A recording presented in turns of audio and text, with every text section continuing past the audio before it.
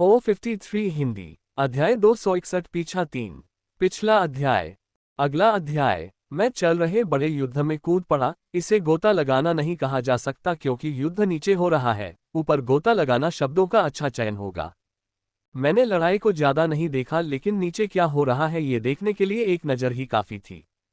6 लोगों की टीम, जो या तो चरम कॉर्पोरल स्तर पर थी या साजन स्तर पर, बंदर राक्षसों के समूह से लड़ रही थी। सभी राक्षस बंदर प्रारंभिक स्तर से लेकर साजन स्तर के चरम स्तर पर लग रहे थे। दिलचस्प बात तब हुई जब मैं और रीप युद्ध क्षेत्र में प्रवेश कर गए। हम विशेष रूप से ब्लेड स्नैक के साथ युद्ध में प्रवेश कर गए। ब्लेड स्नैक की छाया को पकड़ने के बाद वानर राक्षस का रुख पूरी तरह से बदल गया। वे जो मनुष्यों से लड़ते समय क्रोध से चिल्ला रहे थे, चूहे की तरह शांत हो गए थे और युद्ध की परवाह किए बिना अपनी पूरी गति से भागने लगे थे। उनके हाव भाव ऐसे लग रहे थे जैसे उन्होंने मृत्यु देवता को देख लिया हो और वे उस स्थान पर नहीं रुकना चाहते थे जहां मृत्यु देवता आए थे। मेरे पास साथी मनुष्यों की प्रतिक्रिया देखने का समय नहीं था क्योंकि मैं पहले ही लड़ाई से आगे निकल गया था और उस नीले धब्बे को देखकर जो बिना रुके मेरा पीछा कर रहा था, ऐसा लग रहा था कि वह मेरे मस्तिष्क को खाने पर आमादा है, क्योंकि उसने उस मनुष्य की ओर देखा भी नहीं जो संख्या में बहुत बड़ा है और काफी शक्तिशाली भी है। ये सोचकर मुझे शर्म महसूस हुई, लेकिन मुझे उम्मीद थी कि यह रीपर जो मेरा पीछा कर रहा था, अन्य मनुष्यों के बहकावे में आ जाएगा और इतनी बेतहाशा मेरा पीछा करना बंद कर देगा। बहन, क्या हुआ? एक पीक कॉर्पोरल स्टेज बॉय ने सभी राक्षसों को अचानक भागते हुए देखकर पूछा। वह मुख्य युद्ध से थोड़ी दूरी पर लड़ रहा था, इसलिए वह उस नीले धब्बे को नहीं देख पाया जो युद्ध क्षेत्र के केंद्र से होकर गुजर रहा था। यदि उसने उस धब्बे को देखा होता तो वह ये प्रश्न नहीं पूछता। द रीपर, उसने धीरे से कहा और अपनी टीम के सभी सदस्यों की ओर देखा जो अभी भी अचंभित लग रहे थे, जबकि उसका भाई अभी भी उसके जवाब से भ्रमित लग रहा था। चलो जितनी जल्दी हो सके क्षेत्र 3 से बाहर निकल जाएं। वह चिल्लाई। उसकी चीख से उसकी टीम के सभी सदस्य होश में आ गए। सभी ने सिर हिलाया और अपनी पूरी गति से विपरीत दिशा की ओर जाने लगे। यात्रा करते समय वे धीमी आवाज में जो कुछ उन्होंने देखा था उस पर चर्चा करने लगे। उनके चेहरों पर अभी भी स्पष्ट भय देखा जा सकता था। क्या तुम्हें लगता है कि वह बच जाएगा? इससे पहले कि वह खुद को नियंत्रित कर पाता, उसके मुंह से एक सवाल निकल गया। उसकी टीम के सभी सदस्यों की निगाहें उस पर पड़ीं और एक एक करके सभी ने अपना सिर हिलाना शुरू कर दिया। भले ही ये सेकंड के लिए था, उन्होंने रीपर और उसके पीछे चल रहे व्यक्ति दोनों के स्तर को देखा। उनके दृष्टिकोण से यदि धावक का स्तर रीपर से 1 या 2 कदम ऊपर होता तो उसके बचने की थोड़ी संभावना होती, लेकिन धावक का स्तर उनके अनुसार स्पष्ट रूप से रीपर से नीचे था। उसके बचने की कोई संभावना नहीं थी। मैंने अपने मास्क पर नाइट विजन मोड को 1 घंटे पहले ही सक्रिय कर दिया था जब शाम का अंधेरा छा गया था। अब पूरा आसमान अंधेरा हो गया था, यहाँ तक कि चंद्रमा की नर्म रोशनी भी नहीं थी। पिछले 1 घंटे में मुझ पर रीपर ने 2 बार हमला किया और दोनों बार मैं उसकी पूंछ पर लगे उस भयानक ब्लेड से बचने में सफल रहा। मेरे चकमा देने का अधिकांश श्रेय मुखौटे के रात्रि दृश्य प्रभाव को जाता है। जब मैंने रात्रि दृष्टि को सक्रिय किया तो मुझे ये जानकर आश्चर्य हुआ कि ब्लेड स्नैक उन राक्षसों में से एक है जो रात्रि दृष्टि में चमकते हैं। इसके पीछे वैज्ञानिक कारण है जिसके बारे में मैं विस्तार से नहीं बताऊंगा, लेकिन ब्लेड स्नैक की त्वचा में कुछ रंगद्रव्य होता है जिसके कारण वे रात में चमकते हैं। मुझे पहले तो काफी आश्चर्य हुआ जब मैंने देखा कि यह जानकारी जिम और जिल द्वारा मुझे दिए गए नोट्स में नहीं है। इससे मुझे मदद मिली चूंकि यह एक चमकदार सांप है। इससे मुझे इसकी हर पल की निगरानी करने में बहुत मदद मिली और जब भी ये पेड़ पर चढ़ने की कोशिश करता मैं इसे देख लेता और ऊंची छलांग लगा लेता ताकि इसका हमला मुझ तक न पहुंचे। मैं दौड़ता रहा और अपनी आंखें हमेशा नीचे और सामने घुमाता रहा। मैं एक पल के लिए भी अपनी आंखों को आराम देने की हिम्मत नहीं जुटा पाया क्योंकि मैं अच्छी तरह जानता था कि एक गलती और मैं रीपर के ब्लेड से मर जाऊंगा। मैंने व्यक्तिगत रूप से इसका आतंक अनुभव किया है और मैं फिर से मौत के इतने करीब से गुजरने का अनुभव नहीं करना चाहता। जिस गति से मैं दौड़ता हूं, मुझे जंगल पार करने के लिए पूरी रात की आवश्यकता होगी, लेकिन मुझे इसकी चिंता नहीं है। मैं अपने साथ लाए गए कई औषधियों की मदद से इस रात को पार करने में सक्षम हो जाऊंगा। मेरे पास कुछ ऐसी औषधि भी है जो मानसिक और शारीरिक परेशानियों से राहत दिलाने में मदद करती है। मुझे इस बात की चिंता है कि जंगल के बाद क्या आया। मुझे क्षेत्र 4 की सीमा तक पहुंचने के लिए जंगल के बाद 20 किलोमीटर और पार करना होगा। वह 20 किलोमीटर का क्षेत्र एक छोटी सी बंजर भूमि है जिसमें कोई पेड़ नहीं है, केवल समतल भूमि है, कोई वनस्पति नहीं है। वह क्षेत्र मेरे अस्तित्व का वास्तविक क्षेत्र होगा। चून की जंगल में ये घने ऊंचे पेड़ मेरे और रीपर के बीच बाधा के रूप में काम कर रहे हैं, लेकिन एक बार यह ढाल चली गई तो मुझे बिना किसी बाधा के सीधे रीपर के क्रोध का सामना करना पड़ेगा। मैं आशा कर रहा हूं कि सीमा लांघने का वह एहसास फिर से आएगा, लेकिन चाहे कितनी भी कोशिश कर लो ऐसा सौभाग्य नहीं मिलता। जैसे जैसे समय बीतता गया मुझे अपने पैरों के नीचे दर्द महसूस होने लगा। पहले तो ये हल्का था, लेकिन जैसे जैसे समय बीतता गया यह इस स्तर तक बढ़ गया कि हर छलांग लगाना दर्दनाक हो गया। ये दर्द पैरों के तलवों में सबसे अधिक होता है, क्योंकि यहीं से अग्नि की धाराएं प्रज्वलित होती हैं। यदि मैं अभी जीवनदायिनी औषधि न पीता तो दर्द बहुत अधिक बढ़ जाता। आमतौर पर मैं अधिकतम 3 घंटों के लिए अग्नि जेट प्रज्वलित करता हूं, लेकिन अब मुझे दौड़ते हुए 6 घंटे हो गए हैं और शायद मुझे 10 घंटे और दौड़ना होगा। मुझे नहीं लगता कि उस समय दर्द के लिए जीवन औषधि भी मदद करती है। मुझे उन शामक औषधियों को पीना होगा जो मेरे पास हैं। मैं शायद ही कभी शामक का उपयोग करता था, केवल तभी जब मुझे वास्तव में उनकी आवश्यकता होती थी, लेकिन इस बार मुझे वास्तव में उनकी आवश्यकता है। इस बार मुझे एक प्रकार की नहीं बल्कि कई प्रकार की शामक दवाएं पीनी पड़ेंगी। एफगई वे बीनो एल अंडस को सी सिग्माएम ज़ आसमानी कदम। अचानक मैंने रीपर की हरकत देखी। वह एक पेड़ पर चढ़ने की कोशिश कर रहा था, लेकिन जब वह पेड़ पर आधा चढ़ चुका था तो मैं हवा में इतना ऊपर चला गया था कि वह मुझ तक नहीं पहुंच सका। जब मैंने उसके सामने से कई पेड़ों को कूदकर पार किया तो उसके पास वापस चढ़ने के अलावा कोई विकल्प नहीं था। हताशा में उसने कई पेड़ों पर प्रहार करना शुरू कर दिया जो एक दूसरे से टकराकर गिर गए। अपनी हताशा व्यक्त करने के बाद वह फिर बिना रुके मेरा पीछा करने लगा। समय बीतता गया और जैसे जैसे समय बीतता गया मुझे दर्द महसूस होने लगा जिसे मैं मुश्किल से सहन कर पा रही थी। इतना ही नहीं, मैं शारीरिक और मानसिक रूप से भी थक गई। कोई विकल्प न देखकर मैंने कई औषधियां पीना शुरू कर दिया, जिससे न केवल मेरा दर्द दूर हो गया बल्कि मुझे मानसिक और शारीरिक रूप से भी ऊर्जा मिली। लेकिन इन औषधियों का प्रभाव लंबे समय तक नहीं रहा, क्योंकि मुझे अपना सर्वोत्तम प्रदर्शन बनाए रखने के लिए हर घंटे इन्हें पीना पड़ा।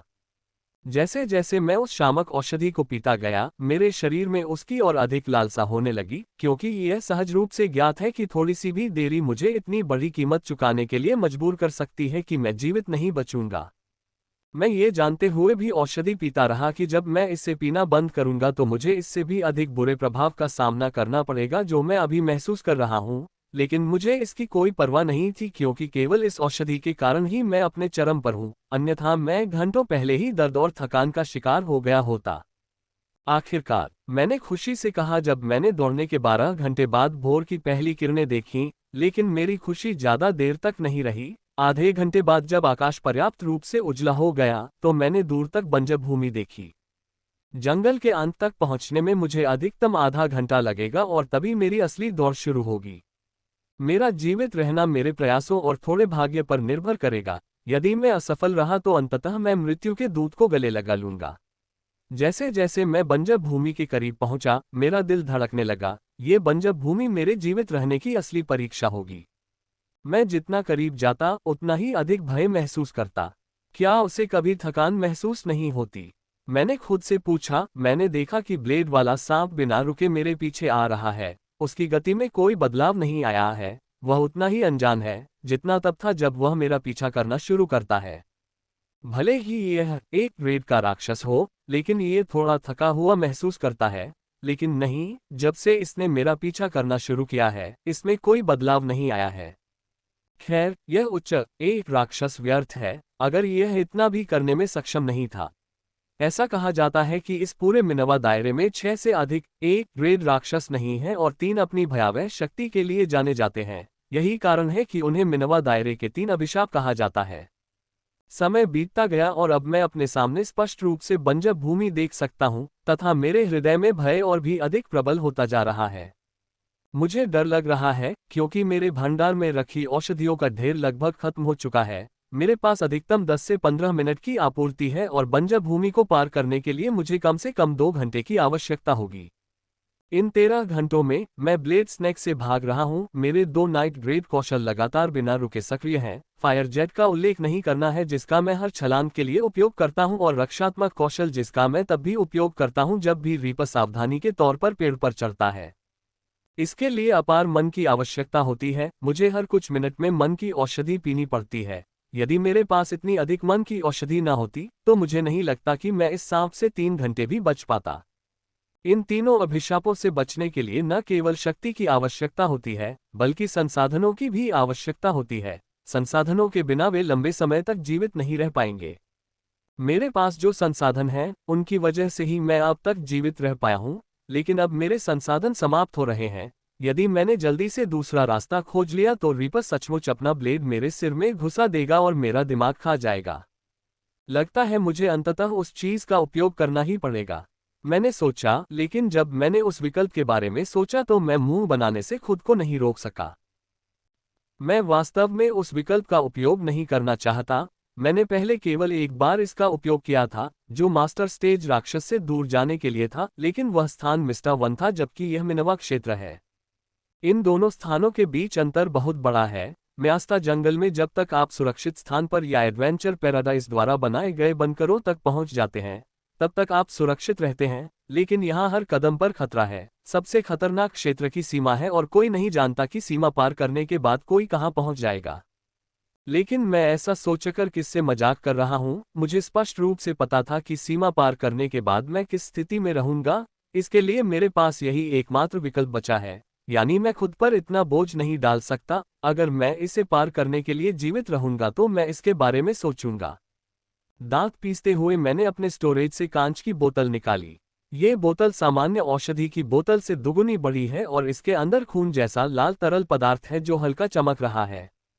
ये औषधि निषिद्ध औषधि है। इसे पीने के बाद यह मेरे शरीर को सीमा तक उत्तेजित कर देगी और केवल इतना ही नहीं, यह मुझे भारी मात्रा में मैना भी प्रदान करती रहेगी। इस औषधि का प्रभाव लगभग 1.5 घंटे तक रहता है। ये औषधि बहुत अच्छी लगती है क्योंकि मुझे 1.5 घंटे तक हर कुछ मिनट में औषधियों की एक श्रृंखला नहीं पीनी पड़ेगी। लेकिन इस औषधि को पीने का बहुत बड़ा दुष्प्रभाव है। यही कारण है कि उन्हें निषिद्ध औषधि के रूप में जाना जाता है। पश्चिमी क्षेत्र में ऐसी औषधियों की बिक्री अवैध है, लेकिन एक भाग्यशाली मुलाकात के माध्यम से मुझे ऐसी जगह के बारे में पता चला जहां ये औषधियां बेची जाती हैं। ये औषधि मेरे शरीर को उसकी सीमा से अधिक उत्तेजित करेगी और मुझे 1.5 घंटे तक असीमित मान भी प्रदान करेगी। लेकिन जब 1.5 घंटे के बाद इस औषधि का प्रभाव समाप्त हो जाएगा तो यह मुझे इतनी बुरी तरह से कमजोर कर देगी कि मैं अपनी उंगलियां भी मुश्किल से हिला पाऊंगा। यह मुझे कम से कम 6 घंटे तक निष्क्रिय रखेगा और उसके बाद मैं दिन भर के लिए कमजोर अवस्था में हो जाऊंगा। लेकिन मुझे इसकी कोई परवाह नहीं है, क्योंकि इस औषधि के बिना मैं वैसे भी एक मृत व्यक्ति हूँ। गलत, मैं इस औषधि को एक ही घूंट में पी जाता हूँ। मेरी कल्पना के विपरीत इसका स्वाद बुरा नहीं होता, बल्कि इसका स्वाद काफी अच्छा होता है, खट्टे सिरप के समान। औषधि के मेरे शरीर में प्रवेश करने के बाद कुछ सेकंड तक मुझे कुछ भी महसूस नहीं हुआ, लेकिन कुछ सेकंड बाद इसका प्रभाव मेरे पूरे शरीर में फैल गया। मुझे ऐसा महसूस हुआ जैसे मुझमें असीमित ऊर्जा भर गई हो और अगले ही पल मैं रॉकेट की तरह उछल पड़ा। यह अच्छी बात है कि मैंने पहले भी इस भावना का अनुभव किया है, अन्यथा मैं निश्चित रूप से अपने आप को ठीक से नियंत्रित नहीं कर पाता। जब मैंने पहली बार यह औषधि पी थी तो अचानक आई शक्ति के कारण मैं कई बार लगभग बेहोश हो गया था। इतनी शक्ति के साथ मेरी गति दोगुनी से भी अधिक हो गई और मैं पेड़ों के बीच से रॉकेट की तरह निकल गया। मैंने उस पेड़ के ऊपर से छलांग लगानी शुरू कर दी जिस पर मैं पहले कूदने वाला था। मुझे बहुत रोमांच महसूस हुआ। जब मैंने पीछे मुड़कर देखा तो मुझे लगा कि रीपर अभी भी मेरे पीछे आ रहा है, लेकिन बीच में खतरा बढ़ने लगा है। मैं ये देखकर ज्यादा खुश नहीं हुआ क्योंकि मुझे पता था कि इसकी गति भी जल्द ही बढ़ जाएगी। जंगल में घने पेड़ों के कारण इसकी गति सीमित है, लेकिन आगे प्लेन बंजर भूमि है जहां इससे मेरा पीछा करने में कोई प्रतिबंध नहीं होगा। थप थप ज़ज़, मैं आखिरी पेड़ से जोर से कूदा और बंजर भूमि में प्रवेश कर गया तथा पूरी ताकत से भागने लगा, क्योंकि मुझे अपने पीछे कुछ ही दूरी पर फिसलने जैसी धीमी आवाज सुनाई दे रही थी। जैसा कि मैंने अनुमान लगाया था, जैसे ही हम जंगल से बाहर निकले उसकी गति अचानक बढ़ गई और वह अब अपनी आंखों में उन्माद लिए मेरा पीछा कर रहा था। हमारे बीच की दूरी भी कम हो गई और कुछ मीटर तक सीमित हो गई। इसकी गति में थोड़ी सी वृद्धि भी इसे पकड़ सकती थी और इससे मुझे बहुत डर लगा। यही कारण है कि मैंने अपनी पूरी शक्ति का उपयोग तेजी से भागने के लिए किया। मेरे 2 नाइट ग्रेड कौशल भी पूरी शक्ति में सक्रिय थे। मैंने उन्हें कभी नहीं रोका, यहां तक कि निषिद्ध औषधि पीने के बाद भी। ज़ज़, फर फर फर फर। मैं भाग रहा था जब मैंने ब्लेड सांप से एक हल्की सी आवाज सुनी। लगभग सहज रूप से मैंने अपने फायर जेट के साथ बगल में छलांग लगाई, केवल यह पाया कि सांप मेरे पहले वाले स्थान की ओर कूद रहा है। अगर मैं अभी कूद नहीं गया होता तो उसकी पूंछ निश्चित रूप से मेरे शरीर में घुस गई होती। अच्छी बात यह रही कि मैं सतर्क था। मुझे इस तरह के छिपे हुए हमलों से बचने के लिए पहले की तरह सतर्क रहना होगा। जैसे जैसे समय बीतता गया, आकाश पूरी तरह से चमक उठा, लेकिन हमारा पीछा अभी भी जारी है। लेकिन इस चमकते सूरज ने मुझे आशा भी दी, क्योंकि मैं स्थानिक सीमा की धुंधली रूपरेखा देख सकता था। मेरे चेहरे पर एक उज्ज्वल मुस्कान आ गई जब मैंने सीमा की स्थानिक परत को देखा। जब तक मैं उस परत से गुजर जाऊंगा, मैं क्षेत्र 4 में प्रवेश करूंगा और मुझे आगे रीपर के बारे में चिंता करने की आवश्यकता नहीं होगी। freewebnovel.com। मैंने बंजर भूमि में कई तंबू देखे। जब भी मैं उन्हें देखता तो हमेशा अपनी दिशा थोड़ी बदल लेता, ताकि उनके कारण रीपर का प्रकोप उन पर न पड़े। सामान्यतः मैं दूसरों को बचाना पसंद नहीं करता, लेकिन यदि उन्होंने मुझे कुछ नहीं किया है तो मैं उन्हें जानबूझकर नुकसान भी नहीं पहुंचाता। जंगल में मेरे पास युद्ध में उतरने के अलावा कोई विकल्प नहीं था, क्योंकि दोनों ओर खुली जगह थी और मोर्चे पर पहुंचने का एकमात्र रास्ता युद्ध से होकर ही जाता था। इसलिए मैंने युद्ध में जाने का फैसला किया। आखिरकार मेरा जीवन उनसे अधिक महत्वपूर्ण था। कुछ लोगों ने मुझे दूर से भागते हुए देखा और जब उन्होंने देखा कि मेरा पीछा कौन कर रहा है, तो उनके चेहरे पर अत्यधिक भय का भाव आ गया और वे पूरी ताकत से भागने लगे। कुछ लोग तो डर के मारे भागते हुए अपना शिविर ही समेटने लगे। मैं उन्हें देखकर यह सोचे बिना नहीं रह सका कि यदि मैं उनकी जगह पर होता तो मैं भी ऐसा ही करता, लेकिन दुर्भाग्यवश मैं इतना भाग्यशाली नहीं हूँ। ज़ज़ फुरफुरपुर स्लाइस। मैंने फिर से आवाज सुनी और अपने जेट को सक्रिय करने के बाद छलांग लगाई, लेकिन मैं थोड़ा देर से पहुंचा क्योंकि यह मेरे शरीर से टकराया। अच्छी बात यह रही कि यह मेरे सिर पर नहीं बल्कि कंधे पर चोट लगी। घाव काफी गहरा था। उसकी पूंछ ने कंधे के आधे से ज्यादा हिस्से को काट दिया था। अगर थोड़ी देर हो जाती तो मेरा पूरा कंधा जमीन पर गिर जाता। इससे पहले कि मेरी चोट और अधिक खराब हो जाए, मैंने जल्दी से औषधि पी ली, लेकिन दुर्भाग्य से मैंने जो पिया वह सामान्य उपचार औषधि थी, न कि जीवन औषधि जो चोटों को तुरंत ठीक कर सकती थी, क्योंकि मेरे पास जीवन औषधि की एक ही बोतल बची थी। जैसे जैसे समय बीतता गया, उसके हमले की आवृत्ति और भी बढ़ गई और वह हर कुछ मिनट में हमला करता रहता है। अधिकांश हमलों से मैं बच जाता हूं, लेकिन उनमें से कुछ मेरे शरीर पर भी हुए हैं। एकमात्र अच्छी बात यह है कि रीपर के हमले ने मेरे सिर को नहीं छुआ। मेरी पीठ खून से भीग गई है और खून की कमी के कारण मुझे शरीर में थोड़ी कमजोरी भी महसूस हो रही है, लेकिन मैं इसके बारे में और कुछ नहीं कर सकता, क्योंकि मेरे ऊपर एक बहुत बड़ी समस्या मंडरा रही है। औषधि की सीमा का समय लगभग समाप्त हो चुका है। मेरे शरीर में जो उग्र शक्ति है वह किसी भी क्षण समाप्त हो सकती है, लेकिन सारी उम्मीदें खत्म नहीं हुई हैं, क्योंकि स्थानिक सीमा मेरे ठीक सामने है। 2 मिनट से भी कम समय में मैं उसे पार करने में सक्षम हो जाऊंगा। जब से हम सीमा के करीब पहुंचे हैं, उसका हमला और भी अधिक भयंकर हो गया है और मैं उसके हमले से बचने के लिए इस समय टेढ़े मेढ़े ढंग से भाग रहा हूं। 1 किमी 500 metre, 2 50 metre, 100 metre, 50 metre, 10 metre. फर फर फर फर शर जजस। 2 मीटर से भी कम दूरी शेष रह गई थी और ये देखते हुए कि मैंने स्थानिक बाधा की ओर छलांग लगा दी। भले ही अब मेरे शरीर की सारी शक्ति समाप्त हो गई हो, फिर भी मैं सीमा पार करने में सक्षम हो जाऊंगा। मैं ये सोच ही रहा था कि तभी मैंने एक आवाज सुनी जिसने मेरे पूरे शरीर को सिहरन से भर दिया। मैंने यह आवाज सुनी है, लेकिन मुझे सहज ही पता चल गया कि यह ब्लेड सांप की ओर से आ रही है और अगले ही पल मैंने इसे तेजी से अपनी ओर आते सुना। इसकी गति इतनी तेज थी कि मैं चकमा नहीं दे पाया, चाहे मैंने कितनी भी कोशिश की। लेकिन मैं चिंतित नहीं था, क्योंकि मैं स्थानिक सीमा से 1 हाथ की दूरी पर था। लेकिन अगले ही पल मुझे बड़ा झटका लगा। जैसा कि मैंने महसूस किया, इसकी गति बहुत अधिक थी। इससे पहले कि मैं पूरी तरह से सीमा पार करूं, यह मुझ पर हमला कर देगा। टुकड़ा। जब मेरा सिर स्थानिक सीमा को छू गया तो मुझे अपने सिर में तेज दर्द महसूस हुआ। इसकी पूंछ की धार मुझमें और भी गहरी जाने लगी, लेकिन जैसे ही यह महत्वपूर्ण बिंदु पर पहुंचने वाली थी, धार ने प्रतिकर्षित किया, क्योंकि मेरा सिर स्थानिक सीमा को पूरी तरह से पार कर गया था। धप। जब मैंने स्थानिक परत से छलांग लगाई तो मैंने अपनी आंखें खोली और दर्द ही एकमात्र अनुभूति महसूस की। ऐसा लगा जैसे मैं किसी कठोर चीज से टकरा गया हूं और उसके कारण एक क्षण के लिए मैं बेहोश हो गया। मैंने जल्द ही देखा कि निषिद्ध औषधि की शक्ति अभी भी मेरे शरीर में प्रवाहित हो रही है। ये देखकर मुझे बहुत खुशी हुई और मैंने अपने भंडार से पिछले जीवन की औषधि को निकाल दिया। जैसा कि मैं जानता हूँ, ये शक्ति लंबे समय तक नहीं रहेगी, यह अगले ही पल खत्म हो सकती है। इसलिए यह जरूरी है कि मैं अपनी चोटों को जल्दी से ठीक करूं और इस निषिद्ध औषधि के दुष्प्रभाव से मुझे स्थिर करने से पहले जितनी जल्दी हो सके अपने तंबू को सक्रिय करूं। गलत। मैंने जीवन औषधि को एक घूंट में पी लिया और इसकी ठंडी अनुभूति मेरे पूरे शरीर में फैल गई। मैं अपना तंबू भंडार से बाहर निकालने ही वाला था कि अचानक मुझे ऐसा खालीपन महसूस हुआ कि मैंने अपने शरीर पर से सारा नियंत्रण खो दिया। अंततः यह आ ही गया। मैंने सोचा, जब मैं उस कठोर जमीन पर निश्चल पड़ा था जिससे मैं टकराया था। मेरे शरीर की सारी संवेदना खत्म हो गई है, मैं अपनी उंगली भी नहीं हिला पा रहा हूं और इतना ही नहीं, दर्द भी वापस आ रहा है। इन 15 घंटों में मेरे शरीर पर बहुत अधिक बोझ पड़ा है। न केवल मैंने अपनी मांसपेशियों पर बहुत अधिक दबाव डाला है, बल्कि मैंने निषिद्ध दवा भी पी ली है, जिससे मेरे शरीर को और अधिक नुकसान पहुंचा है। एकमात्र राहत की बात यह है कि मैंने गतिहीन होने से पहले अपने जीवन औषधि की अंतिम बोतल पी ली थी, जिससे कम से कम वे चोटें ठीक हो जाएंगी जो मुझे रीपर से लगी थीं, विशेष रूप से सिर पर लगी आखिरी चोट। कम से कम ये चोटें जीवन औषधि से ठीक हो जाएंगी और जहां तक निषिद्ध दवा से ठीक होने की बात है तो उन्हें ठीक होने में कुछ दिन लगेंगे। मैं अपनी स्थिति को देखकर अंदर ही अंदर आहें भरता हूं। मैं पहले की तरह ही असहाय हूं। ये कहा जा सकता है कि मैं अब और अधिक असहाय हूं। पहले जब मैं ब्लेड स्नैक से भाग रहा था तो कम से कम मुझे अपनी इच्छानुसार स्वतंत्र रूप से घूमने की आज़ादी थी, लेकिन अब मैं यहाँ निश्चल पड़ा हूँ, यहाँ तक कि अपनी उंगली हिलाने की भी शक्ति नहीं है। यहाँ तक कि विशेषज्ञ स्तर का राक्षस भी बिना किसी प्रतिरोध के मुझे मार सकता है। मेरे पास सुरक्षा का एकमात्र साधन एशलिन है।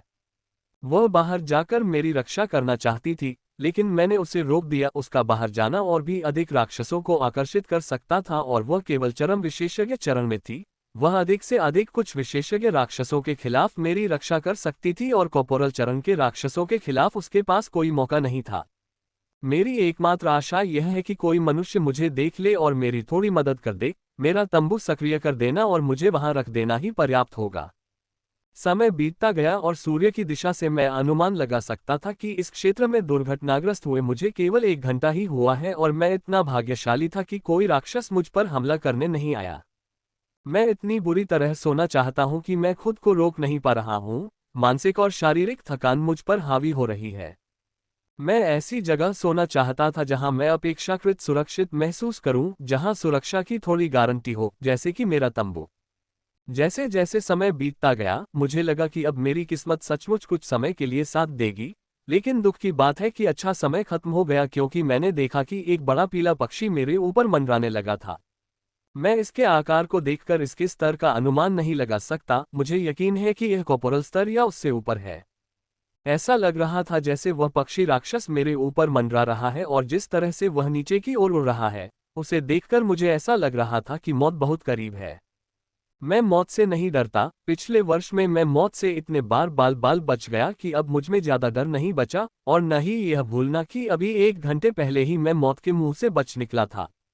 मैं बस थोड़ा और जीने की उम्मीद करता हूँ। मेरे कुछ छोटे सपने हैं, जैसे कि नायकों की लीग में प्रतिस्पर्धा करना, एक प्रेमिका होना और दोस्तों और परिवार के साथ कुछ समय बिताना, विशेष रूप से मेरी बहन के साथ जो अभी बच्ची है।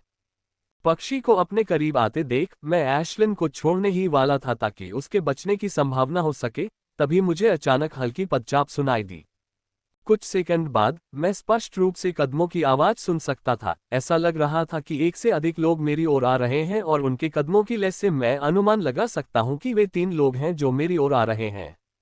जहां तक उस पक्षी की बात है जो मुझे लेने आ रहा है, वह उड़ गया क्योंकि उसने उन 3 लोगों को आते देखा होगा। मैं वास्तव में अपना सिर घुमाकर अपनी ओर आ रहे लोगों के चेहरे देखना चाहता था, लेकिन अभी भी मेरी गर्दन पर मेरा नियंत्रण नहीं है। मैं अभी केवल अपनी पलकें हिला सकता हूं और अपनी उंगलियां हिला सकता हूं। अच्छा, क्या ये वही चैंपियन नहीं है जिसने मुझे स्टेज से बाहर निकाल दिया था? व्यंग्यात्मक स्वर में कहा। यह आवाज कुछ जानी पहचानी सी लग रही है। मैंने इसे कहीं सुना है, लेकिन मुझे याद नहीं आ रहा कि कहाँ। खैर, पता चला कि ये दोस्त भी कोई ऐसा व्यक्ति है जिसे मैं जानता हूँ। एक और आवाज आई। यह आवाज सुनकर मेरा दिल धड़क उठा। मैं इस आवाज को कभी नहीं भूल सकता। जब मैंने पहली आवाज में व्यंग्य सुना तो मुझे लगा कि वे अच्छे इरादे से नहीं आए हैं, लेकिन दूसरी आवाज सुनने के बाद मुझे इस बात का पूरा यकीन हो गया। चचेरे भाई, क्या तुम उसे जानते हो? पहली आवाज ने पूछा, हाँ मैं उससे जानता हूँ। मैंने एक बार इस मित्र से कलाकृति और कौशल मांगा था क्योंकि मुझे उनकी तत्काल आवश्यकता थी। मैं पैसे देने को भी तैयार था, लेकिन इस मित्र ने न केवल मेरे अच्छे इरादों का जवाब दिया बल्कि उसने मुझ पर हमला भी किया। उस समय मैं इस मित्र से बड़ी मुश्किल से बच पाया। दूसरी आवाज ने उत्तर दिया, झूठे। मैंने मन ही मन जोर से चिल्लाया। अगर मैं अभी अपने मुंह पर काबू रख पाता तो उसके मुंह पर चिल्लाता। वह वही मोटा आदमी था जो मेरे कौशल और कलाकृतियों के लिए मेरा पीछा करता था। यह मेरा सौभाग्य था कि मेरे पास गति प्रकार का कौशल था, अन्यथा मैं यहाँ कहानी सुनाने के लिए नहीं होता। जल्द ही 3 लोग मेरे पास आए जिनके चेहरे मैं देख सकता था। चेहरा देखकर ही मैं पहचान पाया कि सबसे पहले किसने बात की थी। ये वही मोटा आदमी था जिससे मैंने 1 साल पहले लड़ाई की थी। 3 लोग मेरी ओर देख रहे हैं और समस्या यह है कि वे तीनों मोटे हैं, लेकिन उनका स्तर मुझसे ऊंचा है। जिस मोटे आदमी ने मेरा पीछा किया और जिस मोटे आदमी से मैंने लड़ाई की, वे दोनों ही कॉर्पोरल स्टेज के शीर्ष स्तर पर हैं। लेकिन आखिरी मोटा आदमी जिसने सीरीज फेस पहना था, वह सार्जेंट स्टेज के शीर्ष पर है और उस ऊर्जा को महसूस कर रहा है जिसे वह बाहर निकाल रहा है। वह निश्चित रूप से सामान्य शीर्ष सार्जेंट इवॉल्वर्स से अधिक शक्तिशाली है। भैया, उसे क्या हुआ? पहले मोटे ने गंभीर होकर पूछा, ये देखकर कि मैं एक अजीब कोण पर मूर्ति की तरह स्थिर खड़ा हूं। Track track. मोटे दिखने वाले सीरियस ने अपना पैर मेरी बांह पर रखा और दबाया। जानबूझकर या अनजाने में उसने इतनी जोर से दबाया कि मेरा बॉस टूटने लगा, लेकिन मेरी अभिव्यक्ति में ज्यादा बदलाव नहीं आया, सिवाय मेरी आंखों के जो मुझे क्रूर दृष्टि से देख रही थी। उसने या तो जहर खा लिया होगा या कोई निषिद्ध औषधि पी ली होगी जिसके कारण उसकी यह हालत हुई होगी। मोटे से दिखने वाले गंभीर व्यक्ति ने कहा, ठीक है तो दोस्त, मेरे दोस्त, चूंकि आपको मृत्यु देवताओं के पास जाना है, इसलिए आपको अपने प्रिय मित्र के रूप में इन भौतिकवादी चीजों की आवश्यकता नहीं थी। मैं कृपया इन भौतिकवादी चीजों का बोझ स्वीकार करूंगा, मोटे ने कहा और बेशर्मी से मेरी कलाकृतियों को हटाने लगा। उसने न केवल मेरी कलाकृतियां, बैकपैक निकाला, बल्कि मेरी होलोवॉच भी ले ली। एकमात्र राहत की बात यह रही कि उसने मेरी जेबों को बाहर से चेक किया, इसलिए उसे मेरी जेब में रखी हुई चीजें नहीं दिखीं। मेरा दिल दुखा जब उसने मेरी होलोवॉच छीन ली। यह मोटा आदमी इसे अनलॉक करने में सक्षम है। वह मेरे सभी कौशल प्राप्त कर लेगा, खासकर फायर स्ट्राइक। ये सब नाइट ग्रेड की कलाकृतियां हैं। ये तो उस कंजूस से भी बेहतर है जो पहले हमें दी गई थी। दूसरे मोटे ने हौंकते हुए कहा, जो भी हो जल्दी ही खत्म हो जाएगा। मैं देखूंगा कि क्या मैं उस चूहे को खोज सकता हूं जो पहले भाग गया था। गंभीर दिखने वाले मोटे आदमी ने कहा। उसने अपने चेहरे पर एक काला मुखौटा लगाया और जाने ही वाला था कि वह पहले मोटे आदमी के पास रुक गया। भाई रुको, पहले मोटे ने कहा। क्या? उसके भाई ने अधीरता से पूछा। क्या तुम मुझे उस राक्षस का मूल दे सकते हो जिसे तुमने पहले मारा था? मैंने पहले मोटे से पूछा। जब तक मैं वापस आऊं तब तक इसे खत्म कर देना, उसके भाई और लाल राक्षस कोर ने जल्दी में जाने से पहले कहा। ये तो बहुत बड़ा विस्फोट करेगा ना? पहले मोटे ने दूसरे मोटे से उसके चेहरे पर एक अजीब सी मुस्कान के साथ पूछा। उस कोर को देखकर मुझे बहुत बुरा पूर्वाभास हुआ।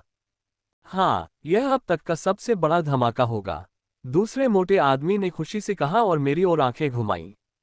उसकी नजर पड़ते ही मेरा दिल तेजी से धड़कने लगा और इससे पहले कि मैं कुछ समझ पाती, उस मोटे आदमी ने अपने चेहरे पर क्रूर मुस्कान के साथ जबरदस्ती मेरा मुंह खोला और मुझे राक्षसी कोर खिला दिया। मेरे मुंह में कोर डालने के बाद उसने जबरदस्ती मुझे उसे निगलने पर मजबूर किया, जबकि मैं शक्तिहीन असहाय थी। जो वे मेरे साथ कर रहे थे उसे रोकने में। जल्दी से एक गड्ढा खोदो, हम फिर से खून में नहाना नहीं चाहते हैं, है न? दूसरे मोटे आदमी ने पहले से कहा। इसके बाद उन्होंने क्या किया यह मैं सुन नहीं पाया, क्योंकि मैं अपने जीवन का सबसे दर्दनाक अनुभव कर रहा हूं। ये दर्द उस रहस्यमयी औषधि के दर्द से 10 गुना 100 गुना अधिक है जो मैंने खाई थी। मुझे बस इतना पता है कि उन्होंने मुझे उठाकर गड्ढे में फेंक दिया और मेरे ऊपर मिट्टी डाल दी, जिससे इतनी जगह खाली रह गई कि मैं मुश्किल से सांस ले पा रहा था। आह आह। उनसे कुछ ही दूरी पर स्थित एक छेद से दबी हुई चीखें सुनाई दे रही थीं, लेकिन वे ऐसा व्यवहार कर रहे थे मानो ये सामान्य बात हो, क्योंकि वे आपस में बात कर रहे थे। तुम्हारा क्या विचार है कि हमें बिग बैंग सुनने से पहले कितना समय इंतजार करना पड़ेगा? मैंने पहले मोटे आदमी से दूसरे से पूछा। इस लोक में प्रवेश करने के बाद से वे ये काम 2 बार कर चुके थे और वे हमेशा एक दूसरे से यह प्रश्न पूछते हैं, क्योंकि यह उनके लिए एक प्रकार का अनुष्ठान बन गया है। अगर हमने उसे सामान्य शिखर सार्जेंट चरण राक्षस कोर खिलाया होता तो इसमें 15 मिनट लगते, लेकिन इस बार आप प्रारंभिक स्तर के मास्टर चरण के उग्र शेर को खिलाते हैं जिसे डैन ने अभी अभी मारा था, इसलिए हमें 5 मिनट के भीतर विस्फोट सुनने में सक्षम होना चाहिए। मुट्ठी मोटे ने उसे हिलाया। दूसरे मोटे के आकलन से असहमत होकर, आपका आकलन सही होता लेकिन आप एक महत्वपूर्ण बात भूल गए। उसके पास आग बुझाने की क्षमता थी जिससे उसे आग के प्रति कुछ प्रतिरोध मिलता था, इसलिए मेरे अनुमान के अनुसार हम 8 मिनट के भीतर विस्फोट सुनेंगे। पहले मोटे ने कहा, आह, जल रहा है, मुझे ऐसा लग रहा है जैसे मेरे पेट में ज्वालामुखी फट गया हो। इतनी गर्मी थी कि मेरे शरीर पर लगा पसीना भाप बनकर उड़ने लगा। मेरे शरीर में प्रवेश करने वाला राक्षस कोर मेरे पेट में धीरे धीरे पिघलना शुरू हो गया था और अब यह मेरे शरीर में कहर बरपा रहा है। अगर मैंने जल्द ही कुछ नहीं किया तो मेरा शरीर गुब्बारे की तरह फट जाएगा। ये सामान्य ज्ञान है कि किसी को भी राक्षस कोर नहीं खाना चाहिए, भले ही यह एक आपातकालीन स्थिति हो। राक्षस कोर बरसकर ऊर्जा से भरे हुए हैं जो न केवल मनुष्यों के लिए बल्कि राक्षसों के लिए भी संभालने के लिए बहुत भारी है। इसलिए जब भी मैं एशलिन को कोर खिलाती हूं तो उसे 20 से 30 भागों में बांटकर उसे प्रतिदिन केवल एक ही खिलाती हूं। यहां तक कि अगर राक्षस अपने मंच के समान या उससे ऊपर के हर चरण को खा जाता है तो भी यह निश्चित रूप से एक गुब्बारे की तरह उछल जाएगा। न केवल राक्षस कोर में अपार ऊर्जा होती है बल्कि इसमें निहित ऊर्जा प्रकृति में उन्मत्त होती है जिसे मानव शरीर द्वारा पचाना असंभव है, लेकिन केवल राक्षसों का शरीर भी उन्मत्त ऊर्जा को पचाने में सक्षम है। मैं अभी घबरा रहा हूं, अपने लिए नहीं बल्कि एशलिन के लिए। इससे पहले जब उस मोटे आदमी ने बेरहमी से मेरा हाथ तोड़ दिया था तो मुझे पता था कि आज शायद मैं बच जाऊंगा, इसलिए मैंने एशलिन से जाने के लिए कहा ताकि उसे जीने का मौका मिल सके, लेकिन उसने जाने से इनकार कर दिया। यहां तक कि जब मैंने उससे जबरदस्ती बाहर निकालने की कोशिश की तब भी वह वहीं रही। अब भी मैंने उससे उड़कर चले जाने को कहा लेकिन वह अभी भी हिलने से इनकार कर रही है। मैं निश्चित रूप से मरने जा रहा हूं लेकिन मुझे आशा है कि वह जीवित रहेगी, न केवल उसके लिए बल्कि मेरे लिए भी। मरने से पहले ये जानकर शांति मिलेगी कि वह जीवित रह सकती है। पहली बार मैंने उसे तब देखा था जब वह अपने अंडे का छिलका तोड़कर बाहर आई थी। उसने अपनी चमकदार चांदी जैसी फर से हमें काफी आश्चर्यचकित कर दिया था। मैं तुरंत ही उस छोटी सी रजत लड़की पर मोहित हो गई जो अपने अंडे के खोल से अस्थिर रूप से बाहर आ रही थी। जन्म के दिन से ही वह खाने को लेकर बहुत उत्साहित थी, यहाँ तक कि उसके भाई बहन भी उससे डरते थे क्योंकि वे हमेशा उसे पहली डुबकी लगाने देते थे। जैसे जैसे वह बड़ी हुई उसने अपने माता पिता का खाना भी लेना शुरू कर दिया। उसने कभी किसी को अपने साथ खेलने नहीं दिया, लेकिन उसने मुझे कभी अस्वीकार नहीं किया और जन्म के 1 महीने बाद मेरा कमरा उसका स्थायी निवास बन गया। समय बीतता गया और ये तय करने का समय आ गया कि मैं किस राक्षस के साथ संबंध बनाने जा रही हूँ। कई संगठनों ने राक्षसों के विवरण के साथ अपने प्रस्ताव भेजे थे, वे मुझे प्रस्ताव देने जा रहे थे।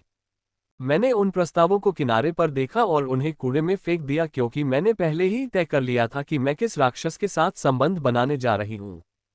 मेरे माता पिता ने कुछ समय के लिए मुझे रोकने की कोशिश की थी, ये कहते हुए कि अगर मैं एशलिन के अलावा अन्य राक्षसों के साथ संबंध बना लूंगा तो मुझे अभ्यास का कम बोझ उठाना पड़ेगा, लेकिन मैं अपने निर्णय पर अडिग था। एशलिन मेरा परिवार है और मैं चाहता हूं कि वह जीवित रहे, लेकिन यह जिद्दी पक्षी मेरी बात नहीं सुन रहा है। कोर की शक्ति मेरे शरीर के हर हिस्से तक पहुंचने लगी और मैं महसूस कर सकता था कि मेरे शरीर की हर कोशिका राक्षस कोर की उन्मत्त ऊर्जा से क्षतिग्रस्त हो रही है और सबसे बुरी बात यह है कि कोर 1% भी नहीं पिघला था। मेरे शरीर में अग्नि प्रतिरोधक क्षमता बहुत कम है, अतः मेरा शरीर गुब्बारे की तरह फटने से पहले अधिकतम 3% ऊर्जा ही सहन कर पाएगा।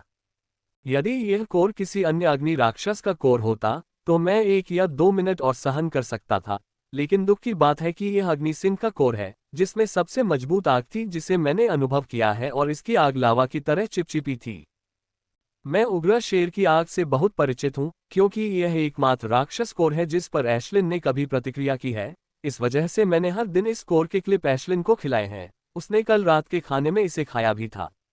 मेरे अंतरिक्ष क्षेत्र से मुझे जो अग्नि सिंह कोर मिले थे वे 5 महीने में समाप्त हो गए। उसके बाद मुझे उन्हें स्टोर से खरीदना पड़ा, इस उम्मीद में कि यह कोर आशा करता है कि वे एशलिन की आग में कुछ बदलाव लाएंगे, लेकिन आज तक कोई बदलाव नहीं हुआ। आह, मुझे ऐसा महसूस हुआ कि जोर जोर से चिल्लाने से मेरा गला सूख गया है और मैं इस समय मुश्किल से ही आवाज निकाल पा रहा हूँ। जैसे जैसे कुछ सेकंड बीतते गए मैंने देखा कि मेरी त्वचा चमक रही है। पहले तो यह फीकी थी लेकिन जल्द ही यह अधिक चमकदार हो गई।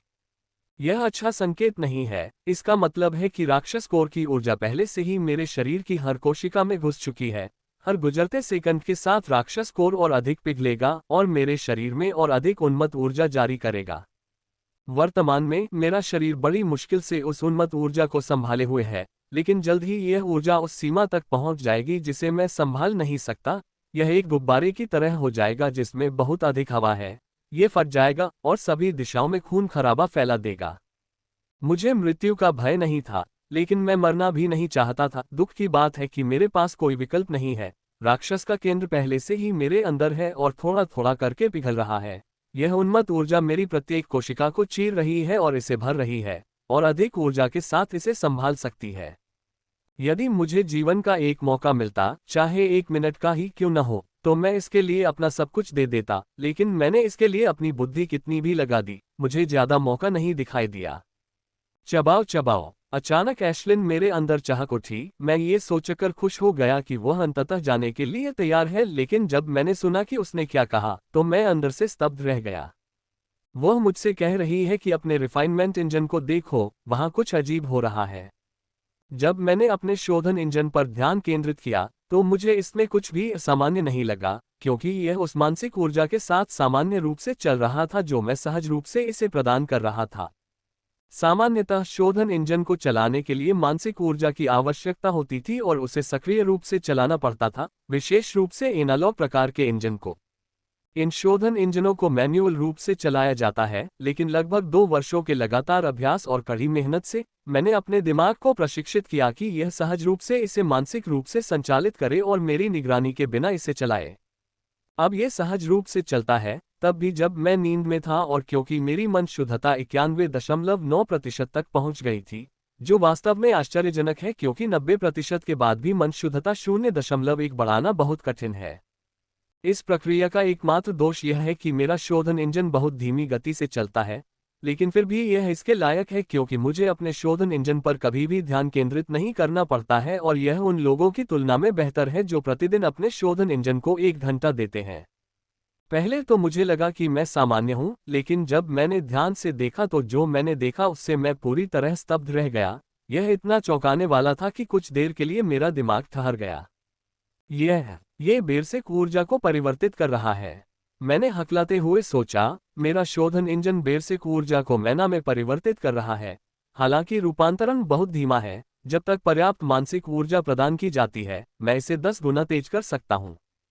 मैंने पहले कभी नहीं सुना था कि कोई भी शोधन इंजन ऐसा कर सकता है। जब मैंने इस इंजन का निर्माण किया तो मुझे लगा कि यह विशेष है, लेकिन जब मैंने वास्तविक दुनिया में प्रवेश किया तो सोचा कि मेरा शोधन दुर्लभ एनालॉग प्रकार का है, लेकिन मुझे जल्द ही वास्तविकता का एहसास हुआ। वेस्टब्लड शहर की दुकानों में आप मेरे जैसे दर्जनों एनालॉग प्रकार के शोधन इंजन खरीद सकते हैं, लेकिन अब इसे बेरसिक ऊर्जा में परिवर्तित करते हुए देखकर मैं ये सोचने से खुद को रोक नहीं पाया कि यह फिर से विशेष है। केंद्रीय भंडारण भर जाने के बाद यह मेरी आधी समस्या का समाधान करता है, जो कुछ ही मिनटों में शोधन इंजन बेरसिक ऊर्जा को परिवर्तित करना बंद कर देगा और केंद्रीय भंडारण में मन को पुनः शुद्ध करने पर ध्यान केंद्रित करेगा। जैसा कि मैंने कहा है कि इससे आधी समस्या हल हो जाती है। यदि मुझे अपने अंदर से मैना को निकालने या उपयोग करने का कोई तरीका नहीं मिलता है, तो बेरसिक ऊर्जा को परिवर्तित करना बेकार है, क्योंकि मैं पहले से ही लगभग फूले हुए टैंक की तरह हूं। बस थोड़ा और दबाव और मैं विस्फोट कर दूंगा। मैं अभी अपने शरीर को मुश्किल से नियंत्रित कर पा रहा हूं और निषिद्ध औषधि के दुष्प्रभावों के कारण अभी तक अपनी क्षमता या कौशल को नियंत्रित नहीं कर सकता हूं, लेकिन अगर मैं कर भी पाता तो भी मैं अपने शरीर पर पूर्ण नियंत्रण रखता। कौशल और क्षमता के माध्यम से बेरसिक ऊर्जा को हटाना बहुत धीमा होगा, क्योंकि मेरे शरीर में राक्षस कोर बहुत तेजी से पिघल रहा है। सरल शब्दों में कहें तो, यदि मैं अपनी क्षमता और कौशल के माध्यम से अपने शरीर से सारी उन्मत्त ऊर्जा को निकाल दूं, यहां तक कि अपनी सारी कुशलताओं का एक साथ उपयोग करूं, तो भी मुझे 1 दिन से अधिक समय लगेगा और मेरे पास गुब्बारे की तरह उछलने से पहले बमुश्किल कुछ मिनट ही होंगे। इससे मेरे पास केवल एक ही विकल्प बचा, सुप्रीम कॉम्बैट अभ्यास। ये सोचते ही मेरा मन भारी हो गया। लगभग 8 महीने हो गए हैं जब से मैंने सर्वोच्च युद्ध अभ्यास को ठीक से प्रसारित नहीं किया है। 8वीं मुहर बनाने के बाद सर्वोच्च युद्ध अभ्यास का संचालन करना बहुत कठिन हो गया। न केवल दर्द तेजी से बढ़ गया था, बल्कि मुझे कुछ प्रकार का प्रतिरोध भी महसूस होने लगा, जिससे संचालन करना और भी कठिन हो गया। मेरे पिता ने कहा कि मुझे प्रतिरोध महसूस होने का कारण यह है कि मेरी मन शिराएं अभी तक पूरी तरह से विकसित नहीं हुई थी। यही कारण है कि जब मैं ब्लेड स्नैक से भाग रहा था तो मैंने सुप्रीम कॉम्बैट एक्सरसाइज नहीं की, क्योंकि मुझे अपनी पूरी एकाग्रता एक्सरसाइज पर देनी पड़ती, जिससे मैं पूरी एकाग्रता के साथ ठीक से नहीं दौड़ पाता। लेकिन अब जीने के लिए यह मेरा एकमात्र विकल्प है। चाहे मुझे कितना भी दर्द हो या सर्वोच्च युद्ध अभ्यास में भाग लेने पर मुझे कितना भी प्रतिरोध झेलना पड़े, मुझे मुहरें बनानी ही होंगी। मुझे अपने शरीर की सारी ऊर्जा को इसमें खर्च करने के लिए पर्याप्त सील बनानी होंगी, क्योंकि यह मेरे जीने की एकमात्र आशा है। मैंने सर्वोच्च युद्ध अभ्यास शुरू किया और जैसा कि मैंने उम्मीद की थी, दर्द और प्रतिरोध ने मुझे एक बाधा की तरह मारा। दर्द अभी भी ठीक है, मेरे शरीर की हर कोशिका में जो जलन महसूस हो रही है वह अभी भी सर्वोच्च युद्ध अभ्यास के कारण महसूस हो रही जलन से अधिक है, इसलिए इसका उतना प्रभाव नहीं पड़ता है। जिस बात ने मुझे सबसे अधिक प्रभावित किया वह है सर्वोच्च युद्ध अभ्यास के दौरान मुझे मिलने वाला प्रतिरोध। 8 मुहरों से पहले ये खड़ी पहाड़ पर चढ़ने जैसा था। यात्रा कठिन थी, लेकिन मैं इसे कड़ी मेहनत के साथ पूरा कर रहा था। लेकिन अब यह अभी भी उस खड़ी पहाड़ पर चढ़ना है। अंतर यह है कि इस बार आपकी पीठ पर 1000 किलो वजन के साथ कर रहा है। एक चक्कर लगाना बहुत कठिन है, 24 चक्कर लगाना तो दूर की बात है। लेकिन अब मेरे पास कोई विकल्प नहीं है। भले ही मेरी पीठ पर 10,000 किलोग्राम का वजन हो, मुझे उस पहाड़ पर चढ़ना ही होगा, क्योंकि गिरने का मतलब है मौत, जो मेरे लिए कोई विकल्प नहीं है। मैंने जोर जोर से चिल्लाना शुरू कर दिया, क्योंकि मैं लगातार मन को उसके मार्ग पर प्रसारित कर रहा था और अंततः पहला परिसंचरण पूरा करने में सक्षम हो गया। जैसे ही मैंने दूसरा रक्त संचार शुरू किया, मुझे लगा कि प्रतिरोध थोड़ा बढ़ गया है, लेकिन इसका मुझ पर कोई प्रभाव नहीं पड़ा, क्योंकि मैं अपनी पूरी ताकत से रक्त संचार जारी रखता हूं। मैं महसूस कर सकता था कि डेमोक्ल्स नामक तलवार हर पल मेरे करीब आ रही है और मुझे इसे किसी का सिर काटने से रोकने के लिए मुहरें बनानी पड़ रही हैं। राक्षस कोर का पिघलना रुकने वाला नहीं है और जितना अधिक ये पिघलेगा, उतनी ही अधिक उन्मत्त ऊर्जा मेरे शरीर में होगी। इसलिए इससे पहले कि यह अपनी सीमा तक पहुंच सके, मुझे सर्वोच्च युद्ध अभ्यास की मुहर बनानी थी। एक के बाद एक चक्रों में मैं अपने शरीर में मन का संचार करता रहा और अंततः छठे चक्र से जुड़कर 7वें चक्र पर पहुंचा। मुझे और भी तेजी से परिसंचरण करना होगा। मैं महसूस कर सकता हूं कि शरीर सीमा तक पहुंच रहा है। 3 से 4 मिनट में मैं अपनी सीमा तक पहुंच जाऊंगा और यह गुब्बारे की तरह फट जाएगा। मेरी गर्दन पर डेमोक्ल्स की तलवार के साथ मैं और भी तेजी से रक्त संचार करने लगा। प्रत्येक रक्त संचार प्रतिरोध थोड़ा थोड़ा करके बढ़ता जा रहा था, लेकिन इसके बावजूद मेरे रक्त संचार की गति बढ़ गई। इसका कारण बदला लेने की सोच है। पहले मुझे लगता था कि मेरे बचने की कोई संभावना नहीं है, इसलिए मैंने बदला लेने के विचारों में अपना समय बर्बाद नहीं किया। लेकिन अब मेरे बचने की संभावना बहुत कम है और बदला लेने के विचार मेरे दिमाग में उभरने लगे हैं। मैंने मन ही मन कसम खाई कि मैं उनमें से 3 को उसी क्रूर तरीके से मार डालूंगा जिस तरह से उन्होंने मुझ पर इस्तेमाल किया था। मैं उन्हें उसी क्रूर तरीके से मरवाऊंगा जिस तरह से वे मुझे मरवा रहे हैं। मेरा रिफाइनमेंट इंजन और सुप्रीम कॉम्बैट अभ्यास मुझे केवल जीवित रहने का मौका दे रहा है, और अगर प्रतिशत में कहा जाए तो यह 1% के बराबर होगा। कुछ लोग तो यहाँ तक कहते हैं कि 1% एक अतिशयोक्ति है, क्योंकि कोर की समस्त ऊर्जा का उपयोग करने के लिए मुझे 10 सील बनानी होंगी, और हर कोई जानता है कि किसी के पास जितनी अधिक सील होंगी, उसे उतनी ही अधिक सील बनाने में कठिनाई का सामना करना पड़ेगा। अचानक मेरे मुंह में धातु जैसा स्वाद महसूस हुआ, जिससे मैं बहुत परिचित हूँ, इसलिए मैंने सोचा कि आखिरकार यह शुरू हो गया। खून बहना शुरू हो गया है। जो खून मैंने अभी चखा था वह संभवतः मेरी नाक या मेरी आंखों से आया है। थोड़ा ध्यान लगाने पर मुझे महसूस हो रहा है कि मेरे कानों से भी खून बह रहा है। freeomegaabnormal.com। मुझे जल्दी करनी होगी, खून बहना शुरू हो गया है। इसका मतलब है कि मैं अपनी सीमा के बहुत करीब हूँ। मौत के देवता की तलवार का स्पर्श महसूस करते हुए मैं और भी तेजी से घूमने लगा। 9वां परिसंचरण, 13वां परिसंचरण, 15वां परिसंचरण, 18वां परिसंचरण, 21वां परिसंचरण, 24वां परिसंचरण। मैं अंततः सर्वोच्च युद्ध अभ्यास के 24वें चक्र तक पहुंच गया, और अब किसी भी सील निर्माण में सबसे कठिन हिस्सा परत को तोड़ना है। एक बार परत टूट जाने पर 9वीं सील बनाई जाती है। मैं सीधे परत की ओर नहीं बढ़ा, क्योंकि मुझे पता था कि यह बेकार होगा। 8 मुहरें बनाने के अनुभव के साथ मैं परत में घुसने का सबसे अच्छा तरीका जानता हूँ। मैंने गति का निर्माण करना शुरू कर दिया। मैंने मन को तेजी से प्रसारित करना शुरू कर दिया, और जब तक कि मैं इसे नियंत्रित करने में सक्षम नहीं हो गया और इसे परत के खिलाफ दुर्घटनाग्रस्त होने दिया। बम गति परत के खिलाफ दुर्घटनाग्रस्त हो गई। ये ज्यादा कुछ नहीं कर सका क्योंकि यह केवल एकल दरार बनाने में सक्षम था, लेकिन निराश होने के बजाय मैं खुश हो गया और परत के खिलाफ दुर्घटनाग्रस्त होने के लिए फिर से गति को नियंत्रित किया। बम बम बम धमाका। मैंने गति को नियंत्रित किया और इसे पुनः परत से टकराने दिया। हर बार टकराने पर दरार बढ़ जाती थी और अंततः परत टूट जाती थी। मैंने अपने शरीर में आयन बल को महसूस किया क्योंकि इसने केंद्रीय भंडारण में मेरे सभी मैना को चूसना शुरू कर दिया था। मुझे उम्मीद नहीं थी कि यह मुहरों को बनाने के लिए बेरसेक ऊर्जा का उपयोग करेगा, लेकिन ऐसा कुछ भी नहीं हुआ। ये देखते हुए कि केंद्रीय भंडारण में मैना अधिक समय तक नहीं टिकने वाली थी, मैंने रिफाइनमेंट इंजन का नियंत्रण अपने हाथ में ले लिया और पूरी शक्ति से बेरसेक ऊर्जा को चूसना शुरू कर दिया। परिष्कृत इंजन में बरसेक ऊर्जा को लगातार चूसा जाता रहा क्योंकि इस पर मौजूद रून अधिक से अधिक चमकदार होते गए तथा बरसेक ऊर्जा को सामान्य मान में परिवर्तित कर केंद्रीय भंडारण में संग्रहित किया जाता रहा। वहां के केंद्रीय भंडार से मैंने अपनी मानसिक ऊर्जा का उपयोग करके मन को अपने मंदिर तक पहुंचाया जहां मुहर बनाई जा रही थी। यदि मैं इसे स्वाभाविक गति से होने दूं तो पहली सील बनने से पहले ही मांस के टुकड़े मिल जाएंगे।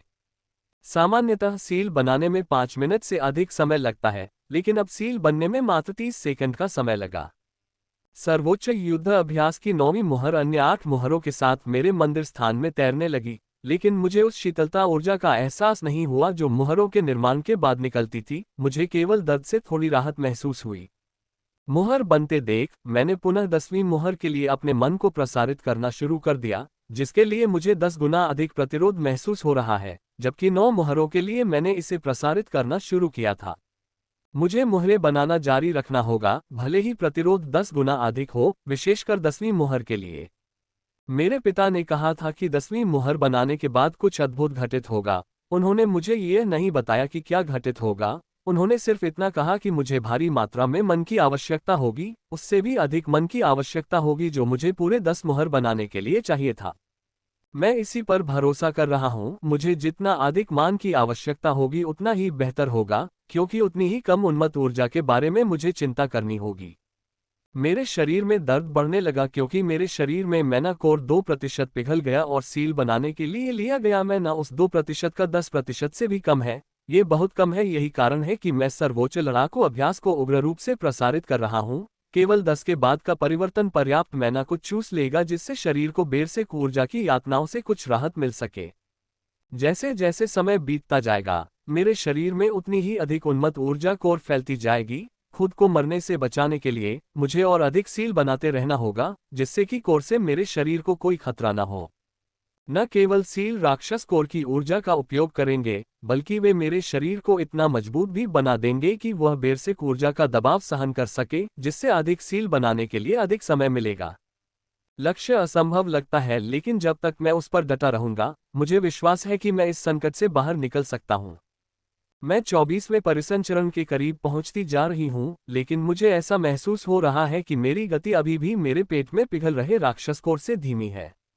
मैं राक्षस कोर के पिघलने के बारे में ज्यादा कुछ नहीं कर सकता और संचलन के लिए मैं पहले से ही अपना सब कुछ दे रहा हूं और मैं जल्द ही 24वें संचलन तक पहुंचने में सक्षम हो जाऊंगा।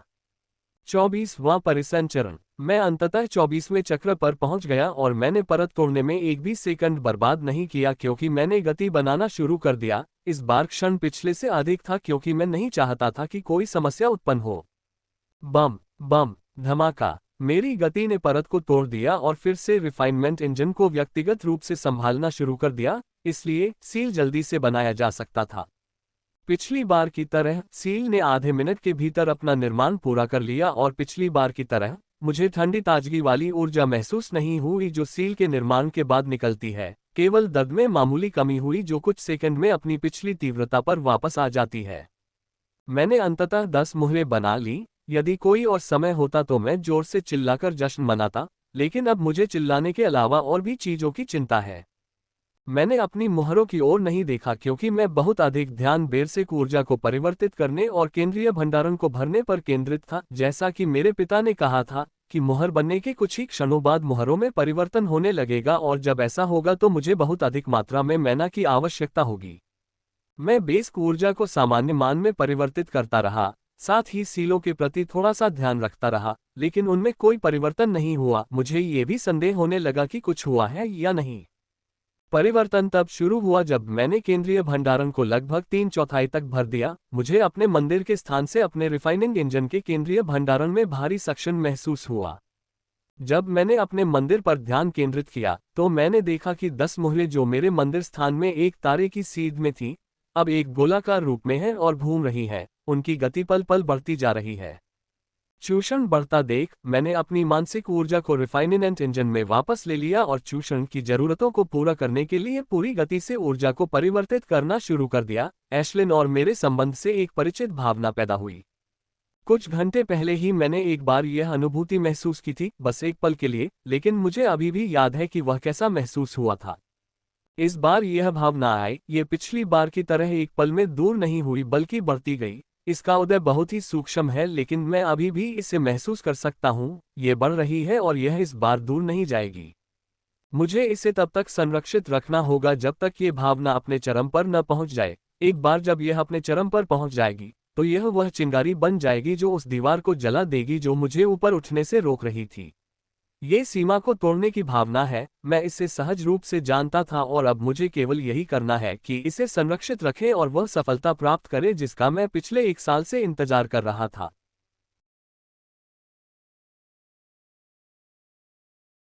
O54 हिंदी अध्याय 266 एमेथिस्ट सील। पिछला अध्याय। अगला अध्याय। 10 मिनट हो गए, अभी तक विस्फोट क्यों नहीं हुआ? पहले मोटे ने दूसरे से पूछा। वे विस्फोट की प्रतीक्षा में बैठे हैं। मैं भी आश्चर्यचकित हूं। एक शीर्ष विशेषज्ञ मंच अब तक फट गया होगा, चाहे वह कितना भी शक्तिशाली हो। दूसरे मोटे ने अपने चेहरे पर उलझन भरे भाव के साथ कहा।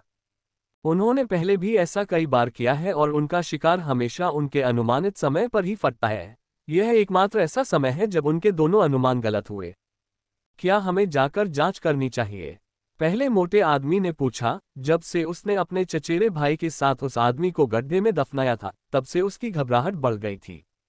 वह बस उस आदमी को अपने भाले से खत्म करना चाहता है, लेकिन वह जानता है कि उसका चचेरा भाई निश्चित रूप से उसका मजा खराब होते देखना पसंद नहीं करेगा। तुम इतने चिंतित क्यों हो? हमने उसे मास्टर स्टेज कोर खिलाया है, याद रखो। यहां तक कि मेरा भाई भी इसे खाने के बाद फट जाएगा। इस तुच्छ विशेषज्ञ चरण की तो बात ही छोड़ो। दूसरे मोटे ने घमंड से कहा। उसकी आंखें बीमार उत्तेजना से भरी थीं और जैसे जैसे समय बीतता गया, उसकी आंखों में और अधिक उत्साह भरता गया। वह अंततः अपने चचेरे भाई के जवाब के बाद अपनी नसों को शांत करने में सक्षम हो गया। उसके चचेरे भाई ने मास्टर स्टेज राक्षस कोर खाने के ठीक बाद, यहां तक कि उसका बड़ा चचेरा भाई भी साजन चरण के शिखर पर होने के बावजूद जीवित नहीं रह पाएगा। जहां तक उल्टी करके जीवित रहने की बात है, तो यह असंभव है। एक बार कोर शरीर के अंदर प्रवेश कर जाए तो उसे उल्टी करके बाहर निकाला जा सकता है। यहां तक कि पेट काटने से भी ज्यादा मदद नहीं मिलेगी। सीमा तोड़ने की भावना महसूस करने के बाद मेरा आत्मविश्वास और भी बढ़ गया। अगर मैं स्तर ऊपर कर लूंगा तो मेरे बचने की संभावना और भी बढ़ जाएगी। मैं उस अनुभूति को देखता रहता, यदि मुझे अपने रिफाइनिंग इंजन से कुछ अजीब सा एहसास न होता। जब मैंने ऊपर देखा तो पाया कि मेरा केंद्रीय भंडार लगभग खाली हो चुका है और बमुश्किल 2% ही मान बचा है, जो बहुत तेजी से खत्म हो रहा है। अरे, अभी मुश्किल से 3 सेकंड हुए हैं जब मैं रिफाइनिंग इंजन से दूर गया और पहले से ही भरा हुआ सेंट्रल स्टोरेज खाली हो गया है। सब कुछ छोड़कर मैंने एक शोधन इंजन को पूरी तरह से चलाना शुरू कर दिया, क्योंकि मुझे लगा कि मेरे मंदिर पर चूसने वाला बल तेजी से बढ़ रहा है और अगर मैंने इसे पर्याप्त मन नहीं दिया तो मुझे वास्तव में प्रतिकूल प्रभाव पड़ेगा। रूपांतरण दर अधिक होती जा रही है क्योंकि मैंने इसमें अपना सब कुछ दे दिया है। अंत से उन्मत्त ऊर्जा आई जिसने शोधन इंजन के पाइपों को भर दिया। शोधन इंजन में विभिन्न प्रक्रियाएं ऊर्जा की उन्मत्त प्रकृति को दूर कर देती हैं तथा उसे प्रयुक्त मान में परिवर्तित कर देती हैं। मुझे रिफाइनमेंट इंजन को बहुत तेजी से चलाना पड़ता है क्योंकि मेरे मंदिर की जगह की जरूरतें लगातार बढ़ती जा रही हैं। अब इससे पहले कि मन केंद्रीय भंडारण में जमा हो सके, इसे मेरे मंदिर स्थान में चूसा जा रहा था। जब मैंने अपनी हल्की सी चेतना को अपने मंदिर स्थान की ओर मोड़ा और वहां क्या हो रहा था इस पर ध्यान दिया, तो मैंने पाया कि मेरे मंदिर स्थान में अभी भी मोहरें घूम रही हैं। बात बस इतनी है कि उनकी गति बहुत तेज है, इतनी तेज कि मुझे धुंधलापन के अलावा कुछ भी दिखाई नहीं देता। एक और बात जो मुझे अलग लगी वह ये कि घूमते समय ये मुहरें एक दूसरे के और करीब आती जा रही थीं, मानो वे एक दूसरे में विलीन हो जाएंगी। मुझे लगता है कि वे विलय करने जा रहे हैं, लेकिन ये देखते हुए कि उन्हें इसके लिए पर्याप्त करीब आने में लगभग 1 मिनट लगेगा, समय के साथ मुझे उनकी बढ़ती हुई मैना की मांग को पूरा करना होगा। सील अधिक से अधिक मन चूसते रहे जिससे मैं बड़ी मुश्किल से उनकी मांग को पूरा कर पाया। यह अच्छी बात थी कि मेरे शरीर में रूपांतरण के लिए असीमित ऊर्जा थी, अन्यथा मुझे सील की प्यास बुझाने के लिए सैकड़ों औषधियों की आवश्यकता होती। अचानक चूषण धीमा होने लगा और कुछ सेकंड बाद ये पूरी तरह से बंद हो गया और उसके बाद ही मैं राहत की सांस ले पाया। मैना की मांग वास्तव में बहुत अधिक थी। मुझे नहीं पता कि अगर मांग थोड़ी और बढ़ जाती तो मैं इसे संभाल पाता या नहीं। एक गहरी सांस लेते हुए मैंने अपने मंदिर की ओर देखा तो मेरे मंदिर के मध्य में एक जीवंत हरे रंग की मुहर तैर रही थी। यह मुहर सुप्रीम कॉम्बैट एक्सरसाइज की पिछली मुहरों की तुलना में पूरी तरह से अलग डिजाइन की है। यह अधिक जटिल है और ऐसा लग रहा है जैसे ये जीवंत हरे नीलम से बनी है। वह मुहर मेरे मन के केंद्र में तैरती रही। मैं उसे देखता रहा और उसकी ऊर्जा निकलने की प्रतीक्षा करता रहा। मेरे पिता ने कहा था कि 10 मुहरें बनाने के बाद मुझे अपार लाभ प्राप्त होंगे, जो 10 मुहरें बनाने के बाद प्राप्त लाभ से कहीं अधिक होंगे। बोप! अचानक से एमेथिस्ट सील ने कोहरा छोड़ना शुरू कर दिया। कोहरा इतना घना था कि उसने सील को पूरी तरह से ढक दिया, लेकिन यह महत्वपूर्ण बात नहीं है। महत्वपूर्ण बात यह है कि ठंडी ताजगी भरी अनुभूति मेरे शरीर से होकर गुजरने लगी। मेरे शरीर में जो भयंकर जलन हो रही थी वह सब खत्म हो गई है। इस ठंडी ताजगी भरी अनुभूति के अलावा मुझे कुछ भी महसूस नहीं हो रहा है। वह हरा कोहरा जहां भी जाता था मेरे शरीर को ठीक करना शुरू कर देता था। इतना ही नहीं, उससे मुझे जो नुकसान हुआ था वह भी धीरे धीरे ठीक होने लगता था। उपचारात्मक ऊर्जा सील बनाने का एकमात्र पक्ष है। सील का मुख्य काम शरीर को मजबूत बनाना और उसे अधिक शक्तिशाली बनाना है, और मैं महसूस कर सकता हूं कि जैसे जैसे अधिक जीवंत हरा कोहरा मेरे शरीर में प्रवेश कर रहा है, मेरा शरीर अधिक मजबूत होता जा रहा है। मेरा शरीर जो लाल रंग की तरह चमक रहा था वह भी सामान्य हो रहा था, क्योंकि चमक एक एक करके फीकी पड़ती जा रही थी। सबसे आश्चर्य की बात यह है कि जितना अधिक कोहरा मेरे शरीर में समा रहा है उतना ही अधिक मैं अपने शरीर पर नियंत्रण प्राप्त कर रहा हूं। निषिद्ध औषधि पीने के दुष्प्रभावों के कारण मेरा शरीर लकवाग्रस्त हो गया था और मैं 6 से 7 घंटे के बाद ही उस पर नियंत्रण पा पाता था, लेकिन अब केवल 2 घंटे ही बीते थे और मैं शरीर पर बुनियादी नियंत्रण प्राप्त कर रहा हूं। यद्यपि मैं अभी भी अपने शरीर में कमजोरी महसूस कर रही हूं, फिर भी कुछ गतिविधियां करने में सक्षम होना अद्भुत लगता है। यदि गड्ढे में दबे होने के कारण मुझ पर जगह की यह कमी न होती तो मैं निश्चित रूप से अपने हाथ पैर हिलाने की कोशिश करता। यदि मैं अपनी सामान्य अवस्था में होता तो इस गड्ढे से बाहर निकलना कोई समस्या नहीं होती, लेकिन अब मैं कमजोर अवस्था में हूं। जल्द ही ग्रीन फॉग ने फॉग छोड़ना बंद कर दिया, लेकिन ये पर्याप्त था। इसने मेरी सभी चोटों को ठीक कर दिया था और मुझे पक्षाघात से बाहर निकाल दिया था। मैं अभी अपनी 10वीं मुहर के निर्माण का जश्न मना ही रहा था कि मुझे फिर से दर्द महसूस होने लगा। पहले तो ये हल्का था, लेकिन बढ़ता ही गया और कुछ ही सेकंड में यह अपनी पिछली तीव्रता पर लौट आया। उन्मत्त ऊर्जा फिर से मेरे पूरे शरीर में फैलने लगी, हर कोशिका को फाड़ने लगी और उसे प्रज्वलित ऊर्जा से भरने लगी। मैंने ये देखकर आह भरी कि एक बड़ी सील बनाने की खुशी में मैं ये बिल्कुल भूल गया था कि मेरे पेट में टाइम बम है। इससे पहले ये लगभग 3% पिघल गया था, लेकिन मैंने इसकी 1% ऊर्जा को बड़ी सील के लिए परिवर्तित कर दिया।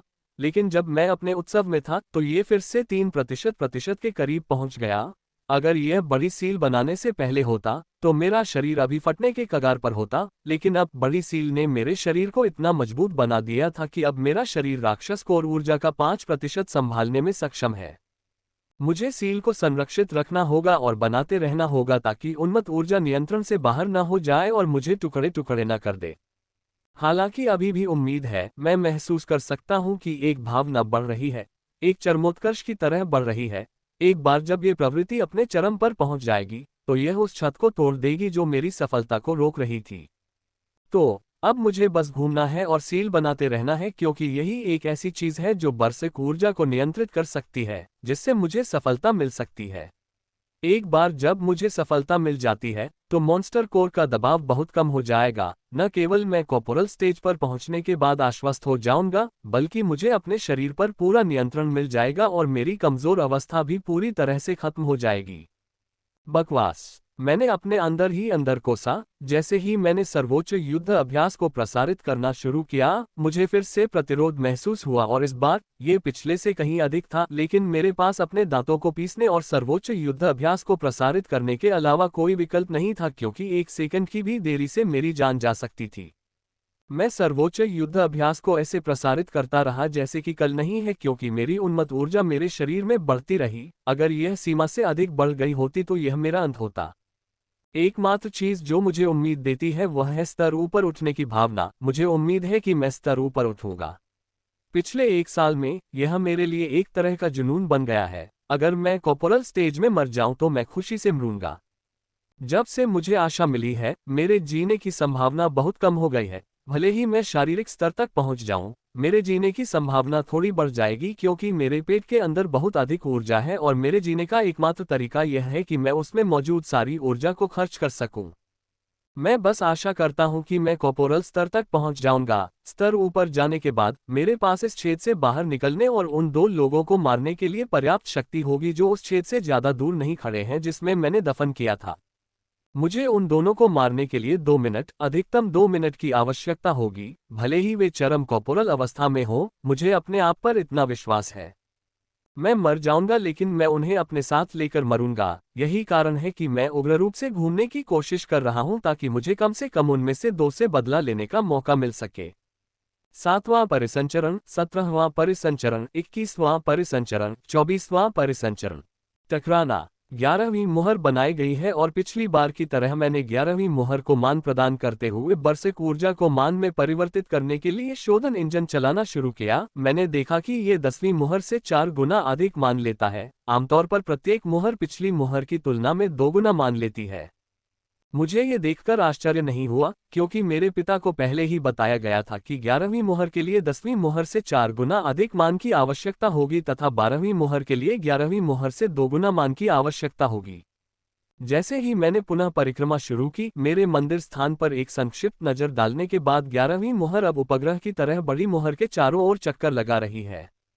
मुझे तेज होना होगा। मैं महसूस कर सकता हूं कि राक्षस कोर की मीटरिंग गति किसी तरह से बढ़ गई थी। अगर मैं धीमा हूं तो इससे पहले कि मैं मांस के छोटे टुकड़ों में फट जाऊं, यह मेरे लिए नहीं होगा। मेरी गर्दन के पीछे डेमोकल्स की इस तलवार के साथ मैंने तेजी से परिसंचरण शुरू कर दिया। राक्षस कोर के 4% पिघलने के बाद मेरा परिसंचरण फिर से तेज हो गया। मेरा शरीर फिर से चमकने लगा और खून भी मेरे अंगों से बाहर आने लगा। Bang bang bang. मैंने इन सब पर ध्यान नहीं दिया और अपना पूरा ध्यान मुहरें बनाने में लगा दिया, और सौभाग्य से मैं शीघ्रता से 12वीं, 13वीं और 14वीं मुहर बनाने में सफल रहा। मैं अपनी सील बनाने की गति को देखकर बहुत खुश था और 15वीं सील बनाने के लिए प्रक्रिया शुरू करने ही वाला था कि तभी मैंने अपने शरीर की स्थिति देखी और मेरा चेहरा बुरी तरह पीला पड़ गया। राक्षस कोर लगभग 5% पिघल गया। बरसकर पहले ही मेरे शरीर की सीमा तक पहुंच चुका था। मेरे शरीर में बस थोड़ी और बरसकर ऊर्जा और मैं फट जाऊंगा। मेरी हालत बहुत गंभीर है, लेकिन सारी उम्मीदें खत्म नहीं हुई हैं। मेरी सफलता की चरम सीमा भी जल्द ही चरम पर पहुंच जाएगी। मुझे थोड़ा और समय तक टिके रहना होगा, अधिक सील बनाकर थोड़ा और समय बनाना होगा। जब तक मैं स्तर ऊपर करता रहूंगा, मेरे बचने की संभावना तेजी से बढ़ेगी और मैं अपना बदला भी ले पाऊंगा। ये सोचकर मैंने और भी अधिक उन्माद में सर्वोच्च युद्ध अभ्यास प्रसारित करना शुरू कर दिया। टकराना। 15वीं मुहर बन गई है, लेकिन मैंने इस पर ज्यादा ध्यान नहीं दिया और 16वीं मुहर के लिए चक्कर लगाना शुरू कर दिया। मुझे तब तक मुहरें बनाते रहना है जब तक मेरी सफलता का समय नहीं आ जाता। बेसर्क ऊर्जा पहले ही अपने चरम पर पहुंच चुकी थी। सीमा। मेरा शरीर पूरी तरह से कगार पर है। जरा सा धक्का भी इसे छोटे छोटे टुकड़ों में विस्फोट कर सकता है। मेरे शरीर को फटने से रोकने वाली एकमात्र चीज ये मुहरें हैं। प्रत्येक मुहर मेरे शरीर को थोड़ा मजबूत बनाती है, जो इसे अधिक उन्मत्त ऊर्जा धारण करने में मदद करती है। फिलहाल मैं किसी भी चीज की परवाह नहीं कर रहा हूं। मैं मध्य शक्ति तक पहुंच चुके चरमोत्कर्ष को भी नहीं देख रहा हूं। मेरे दिमाग में बस एक ही बात है और वह है और अधिक सील बनाना। केवल अधिक सील बनाने से ही चरमोत्कर्ष को अपने चरम पर पहुंचने के लिए पर्याप्त समय मिलेगा और मैं अंततः कॉर्पोरल चरण तक पहुंच सकता हूं। मैं सर्वोच्च युद्ध अभ्यास को पागलपन की हद तक प्रसारित करता हूं और यही एकमात्र चीज है जो मेरे दिमाग में है। अगर मैंने अपनी आंखें थोड़ी खोली होती तो मैंने देखा होता कि मेरे शरीर पर आकर्षक आग की लाल रेखा बनने लगी है। वे खतरनाक दिखते थे, लेकिन उनमें शैतानी आकर्षण भी था और उन्हें आसानी से मौत की तरह सुंदर कहा जा सकता था। वे एक खूबसूरत फूल की तरह थे जो साल में केवल एक बार आधी रात को 1 मिनट के लिए खिलता है और फिर मुरझा जाता है। मेरी अभी यही स्थिति है। इन ज्वलंत रेखाओं का अर्थ है कि मेरा शरीर अपनी सीमा तक पहुंच गया है। उन्मत्त ऊर्जा मेरे शरीर के हर हिस्से में फैल गई है। इसने मेरे शरीर के हर हिस्से को भर दिया है और अब ये किसी भी क्षण फट सकती है।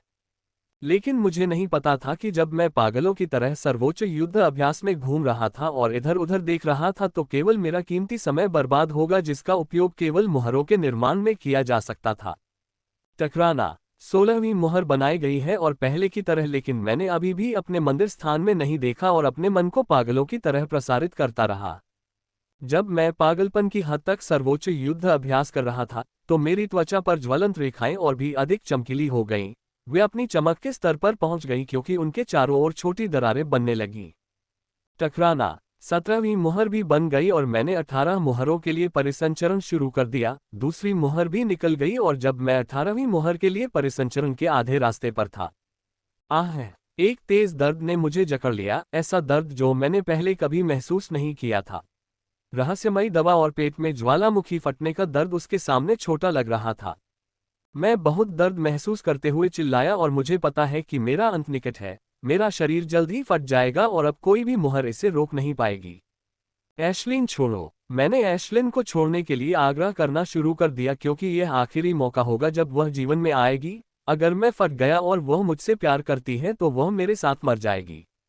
मैं नहीं चाहता कि ऐसा हो। मैंने ऐशलिन पर चिल्लाना शुरू कर दिया कि वह चली जाए, इससे पहले कि बहुत देर हो जाए, चली जाए, लेकिन मुझे उसकी ओर से कोई प्रतिक्रिया नहीं मिली, जैसे कि वह मेरी चीखों के प्रति मूक हो गई हो। यदि मेरी इंद्रियां शरीर को चीर देने वाले दर्द से ग्रस्त न होती तो मुझे पता चल जाता कि ऐशलिन के साथ कुछ अजीब हो रहा है। Track track. अगर मैं अपनी आंखें खोल पाता तो मेरे शरीर पर दरारें पड़नी शुरू हो जाती। इन दरारों का मतलब था कि मेरे शरीर में उन्मत्त ऊर्जा मेरे नियंत्रण से बाहर हो गई थी और मैं अगले ही पल फटने वाला था। मुझे सहज ही महसूस हुआ कि मैं अगले ही क्षण फट पड़ूंगा और जब मुझे इस बात का एहसास हुआ तो मेरे मन में शांति के अलावा कोई अन्य भावना नहीं थी। मैं अपनी मौत को स्वीकार करने के लिए तैयार हूँ। मैंने अपनी जिंदगी भरपूर जी ली है। हो सकता है कि कुछ पछतावे हो, लेकिन उन पर दोबारा विचार करने का कोई फायदा नहीं है क्योंकि मैं उनके बारे में कुछ नहीं कर सकता। मुझे शांति और सुकून का एहसास हुआ। मैंने अपने जीवन में कभी भी इतनी शांति और सुकून का एहसास नहीं किया था और मुझे पूर्ण संतुष्टि की भावना महसूस हुई क्योंकि मेरी मृत्यु निकट आ गई थी और मैं महसूस कर सकता था कि मेरा शरीर फटना शुरू हो गया था। छी! मैंने सोचा मेरा शरीर फट जाएगा और मैं अस्तित्व से मिट जाऊंगा, लेकिन अचानक मुझे ऐशलिन की लंबी चहचहाहट सुनाई दी। यह उसकी अब तक की सबसे लंबी और तेज चहचहाहट थी, लेकिन यह महत्वपूर्ण नहीं है। महत्वपूर्ण बात यह है कि मैंने अचानक स्वयं को एक बिल्कुल अलग स्थान पर पाया। मैं कहीं स्थानांतरित नहीं हुआ हूँ, लेकिन मेरी अंतरात्मा वहाँ है और मुझे अच्छी तरह पता है कि मैं कहाँ हूँ। मैंने इस स्थान के बारे में कई बार पढ़ा है। मैं स्रोत स्थान पर हूँ। सटीक रूप से कहूँ तो मैं ऐशलिन के स्रोत स्थान पर हूँ। इसे मानव के हृदय स्थान के समान माना जा सकता है जहाँ हम अपने शोधन इंजन का निर्माण करते हैं। मैं यहाँ आकर बहुत आश्चर्यचकित और उत्साहित हूँ क्योंकि बहुत कम लोगों को अपने राक्षस के स्रोत स्थान को देखने का मौका मिलता है। ऐशलिन के स्रोत स्थान के केंद्र में विशालकाय चांदी का गौरैया है जो आग से बना है और यह ज्वलंत पक्षी ऐशलिन का स्रोत अग्नि है और वर्तमान में ये कुछ बहुत ही दिलचस्प काम कर रहा है। वह अपने बड़े मुंह में आग चूस रहा है। जितना अधिक वह चूसता है उसकी आग उतनी ही अधिक चमकदार हो जाती है। मेरी अंतरात्मा जो कि ऐशलिन स्रोत स्थान है यह महसूस कर सकती है कि अग्नि पक्षी उस अग्नि को चूसते हुए और अधिक शक्तिशाली होता जा रहा है। इतना ही नहीं, वहां अग्नि के छोटे छोटे बिंदु सैकड़ों, यहाँ तक कि हजारों बिंदु अग्नि पक्षी के साथ विलीन हो रहे हैं। दिलचस्प बात यह है कि मुझे पता है कि यह किस प्रकार की आग को चूस रही है और किस प्रकार से मिल रही है। ये फायरी लान की गहरी पीली थोड़ी सुनहरी आग है जिसका कोर मैं पिछले 1.5 साल से ऐशलिन को खिला रही थी और वह कोर भी जिसे मुझे जबरदस्ती खिलाया गया था। मुझे नहीं पता कि क्या हो रहा है, मैं जीवित हूँ या मर चुका हूँ, लेकिन मुझे इसकी ज्यादा परवाह नहीं है क्योंकि मुझे यहाँ इन सवालों का जवाब नहीं मिलने वाला है। इसलिए सबसे अच्छा विकल्प ये होगा कि मैं प्रवाह के साथ चलूँ और देखूँ कि आगे क्या हुआ। FRAWEBNOL.CO। मैं देखता रहा कि आग के छोटे छोटे बिंदु बड़े अग्नि पक्षी के साथ मिल रहे थे और अग्नि पक्षी कहीं से आ रही अग्नि शेर की बड़ी मात्रा को चूस रहा था। जैसे जैसे मैंने और अधिक देखा और सोचा, मुझे अंदाजा लगने लगा कि क्या हो रहा है, लेकिन मैंने कोई अनुमान लगाने की हिम्मत नहीं की, क्योंकि अगर मेरा अनुमान सच नहीं हुआ तो मुझे बहुत निराशा होगी। मैं दिलचस्पी के साथ आग को देखता रहा, जैसे जैसे मुझे लगने लगा कि मैं कुछ सीख रहा हूँ। पहले तो मैंने सोचा कि चांदी के पक्षी पर आग सामान्य है, लेकिन जब मैंने इस पर ध्यान केंद्रित किया तो मुझे लगने लगा कि यह बहुत रहस्यमय है। जितना ज्यादा मैं रहस्यमय पैटर्न को देखता हूँ, उतने ज्यादा विचार मेरे दिमाग में आते रहते हैं। विचार बहुत अस्पष्ट हैं, मैं उन्हें पूरी तरह से समझ नहीं पाया हूँ, लेकिन मुझे लगता है कि अगर मुझे पर्याप्त समय दिया जाए तो मैं उन विचारों की अस्पष्टता को सुलझा सकता हूँ। अगर मैं ऐसा करने में सक्षम हो पाया तो इससे मुझे बहुत मदद मिलेगी। इसके बाद मैंने अग्नि के बिंदुओं पर ध्यान केंद्रित किया जो चांदी के पक्षी में विलीन हो रहे थे। पहले तो मैंने सोचा कि वे छोटी गेंदें हैं, लेकिन जब मैंने ध्यानपूर्वक उन्हें देखा तो मुझे ये जानकर सुखद आश्चर्य हुआ कि वे सभी छोटे अग्नि में शेर थे। यदि मैं पर्याप्त ध्यान लगाऊं तो उग्र सिंहों की छोटी छोटी गतिविधियां देखी जा सकती हैं। हालांकि इन छोटे उग्र सिंहों की मात्रा उस अग्नि की तुलना में कुछ भी नहीं है जिसे उग्र पक्षी अपने मुंह से चूस रहा है, लेकिन जब ये उग्र सिंह उग्र पक्षी में विलीन हो जाते हैं तो एक विशेष आकर्षण पैदा करते हैं। दोनों आग को देखना अद्भुत था, दोनों में विशिष्ट आकर्षण था, और अगर मैं उनमें से थोड़ा सा भी समझ पाया तो मैं बहुत सुधार करूंगा, लेकिन ये बहुत मुश्किल है। इतना देखने के बाद भी मेरे पास अस्पष्ट विचार थे जिन्हें मैं किसी कारण से सुलझा नहीं पा रहा था। मैं आग के रहस्यों में इतना खो गया कि मुझे समय का एहसास ही नहीं रहा। कभी मुझे ऐसा लगा जैसे मैं 5 मिनट का समय देख रहा हूं और कभी ऐसा लगा जैसे कई दिन बीत गए हों। आग के रहस्यों में खो जाना भी एक अच्छी बात है, क्योंकि यह मुझे कुछ अन्य चीजों के बारे में सोचने से विचलित करता है जिन्हें मुझे इस स्थान पर नहीं सोचना चाहिए। वे चीजें केवल मेरे दिमाग को दिशा देंगी और दो प्रकार की आग के रहस्यों का अध्ययन करने का सटीक अवसर प्रदान करेगी। मुझे नहीं मालूम कि कितना समय बीत गया था, लेकिन जब मैं आग के रहस्यों का अध्ययन करने में व्यस्त था, मुझे अचानक एक जबरदस्त खिंचाव महसूस हुआ और सब कुछ अंधकार में हो गया। जब मैंने अपनी आंखें खोली तो मैंने खुद को मिट्टी में दबे गड्ढे में पाया। मैं नहीं मरा, यह मेरा पहला विचार था, लेकिन जब मैंने और अधिक स्पष्ट रूप से सोचा तो ये स्पष्ट रूप से मरा नहीं है, अन्यथा मैं एश्लिन के स्रोत स्थान को कैसे देख पाऊंगा। हा हा हा हा हा। जब मैंने अपने शरीर की जांच की तो मैं अंदर ही अंदर जोर से हंसने से खुद को रोक नहीं सका। मैं जोर से हंसना चाहता था, लेकिन मैं सही समय से पहले उन दो लोगों को सचेत नहीं करना चाहता था। स्रोत स्थान में मेरा अनुमान सही था। जब मैं विस्फोट के करीब था, एश्लिन स्रोत ने प्रतिक्रिया व्यक्त की और पागलों की तरह सभी बेरसिक ऊर्जा को चूसना शुरू कर दिया। जो आग उसके मुंह से चूस रही थी वह संभवतः मेरे शरीर में बेरसिक ऊर्जा है, और हजारों छोटे बिंदुओं की आग उग्र शेर के कोर का हिस्सा थी जिसे मैंने पिछले 1.5 साल से उसे खिलाया था। जहां तक उससे पहले मैंने जो अन्य कोर खिलाए थे वे सभी बर्बाद हो गए क्योंकि वे उसके साथ उपयुक्त नहीं थे। लेकिन जब मैं ये सब सोच रहा था तो मेरे दिमाग में कुछ आया, लेकिन मैंने बाद में इसके बारे में सोचने का फैसला किया और शायद अपने पिता के साथ भी चर्चा की। राक्षस कोर की शक्ति अभी पूरी तरह से समाप्त नहीं हुई है, फिर भी मेरे शरीर में अभी भी 10% कोर शेष है जो अभी भी तेजी से समाप्त हो रही है। यदि क्रिसेंडोरिचेस शिखर न होता तो मैं एश्लिन के स्रोत में अधिक समय तक रह सकता था, क्योंकि कोर का स्रोत अभी भी जारी है। सीमा तोड़ने का चरमोत्कर्ष अपने चरम पर पहुंच गया है। ये समय की सीमा को तोड़ सकता है, और इसका मतलब है कि जिस सफलता का मैं 1 साल से अधिक समय से इंतजार कर रहा था वह किसी भी समय हो सकती है। Crack crack crack. जैसे ही मैंने ये सोचा, मेरे पूरे शरीर में एक चटकने की आवाज गूंजने लगी। मुझे ऐसा महसूस हुआ जैसे मेरा पूरा शरीर टूट रहा है। मेरे पूरे शरीर में चटकने की आवाज गूंजने लगी। राक्षस कोर का चूसना अंततः बंद हो गया। स्रोत अग्नि ने सभी कोर को नहीं चूसा। अभी भी लगभग 2.5% मूल कोर बचा हुआ है, लेकिन यह मेरे लिए कोई समस्या नहीं है। मेरा घायल शरीर उस 2.5% से उत्पन्न होने वाली बेरसिक ऊर्जा को संभाल सकता है। ये 2.5% मॉन्स्टर कोर मेरे लिए बुरी चीज नहीं हो सकती है, क्योंकि मुझे स्तर बढ़ाने के लिए कुछ ऊर्जा की आवश्यकता होगी और यह शेष कोर पर्याप्त से अधिक है। Crack crack crack. चकनाचूर। चटकने की आवाज बढ़ती ही गई और मैं केवल चटकने की आवाज ही सुन पा रहा था, लेकिन अचानक मेरे शरीर में टूटने की आवाज गूंजी और मुझे लगा कि आखिरकार मैंने बंधन तोड़ दिया है। मुझे सीमित करने वाला बंधन अंततः टूट गया। मैं महसूस कर सकती हूँ कि मैं ऊपर उठ रही हूँ। मेरे शरीर में संपूर्ण परिवर्तन हो रहा है। मुझे जल्दी करना है और जितनी जल्दी हो सके सफलता प्राप्त करनी है। भले ही बाहर बैठे उन दो मूर्खों को अब तक मुझे समय दिया गया हो, लेकिन जब उन्हें मेरी सफलता का आभास हो जाएगा तो वे जोखिम नहीं लेंगे। उनके पास ये समझने के लिए पर्याप्त बुद्धि है कि एक बार मैं सफल हो जाऊं तो मैं उनके स्तर के करीब पहुंच जाऊंगा और उन पर पूरी तरह से आत्मघाती हमला कर सकता हूं। यही कारण है कि मैं जल्द ही प्रारंभिक कॉर्पोरल चरण तक पहुंच गया। यह अच्छी बात थी कि 1.5% राक्षस कोर पहले ही पिघल चुका था और इसकी उन्मत्त ऊर्जा मेरे शरीर को तबाह कर रही थी। मैं अब आसानी से इस 1.5% ऊर्जा को अपनी सफलता की जरूरतों के लिए परिवर्तित कर सकता हूं और अगर मुझे और अधिक की आवश्यकता होती है तो अभी भी 1% बचा है जो वर्तमान में पिघल रहा है। यह अच्छी बात थी कि मेरा केंद्रीय भंडारण पूरा भरा हुआ था, अन्यथा मुझे आराम करने का दूसरा मौका नहीं मिलता क्योंकि जो भी मैना मैं परिवर्तित कर रहा हूं वह मेरे शरीर द्वारा चूसा जा रहा है। मैंने जरूरतों को पूरा करने के लिए अपने रिफाइन इंजन को तेजी से चलाया है।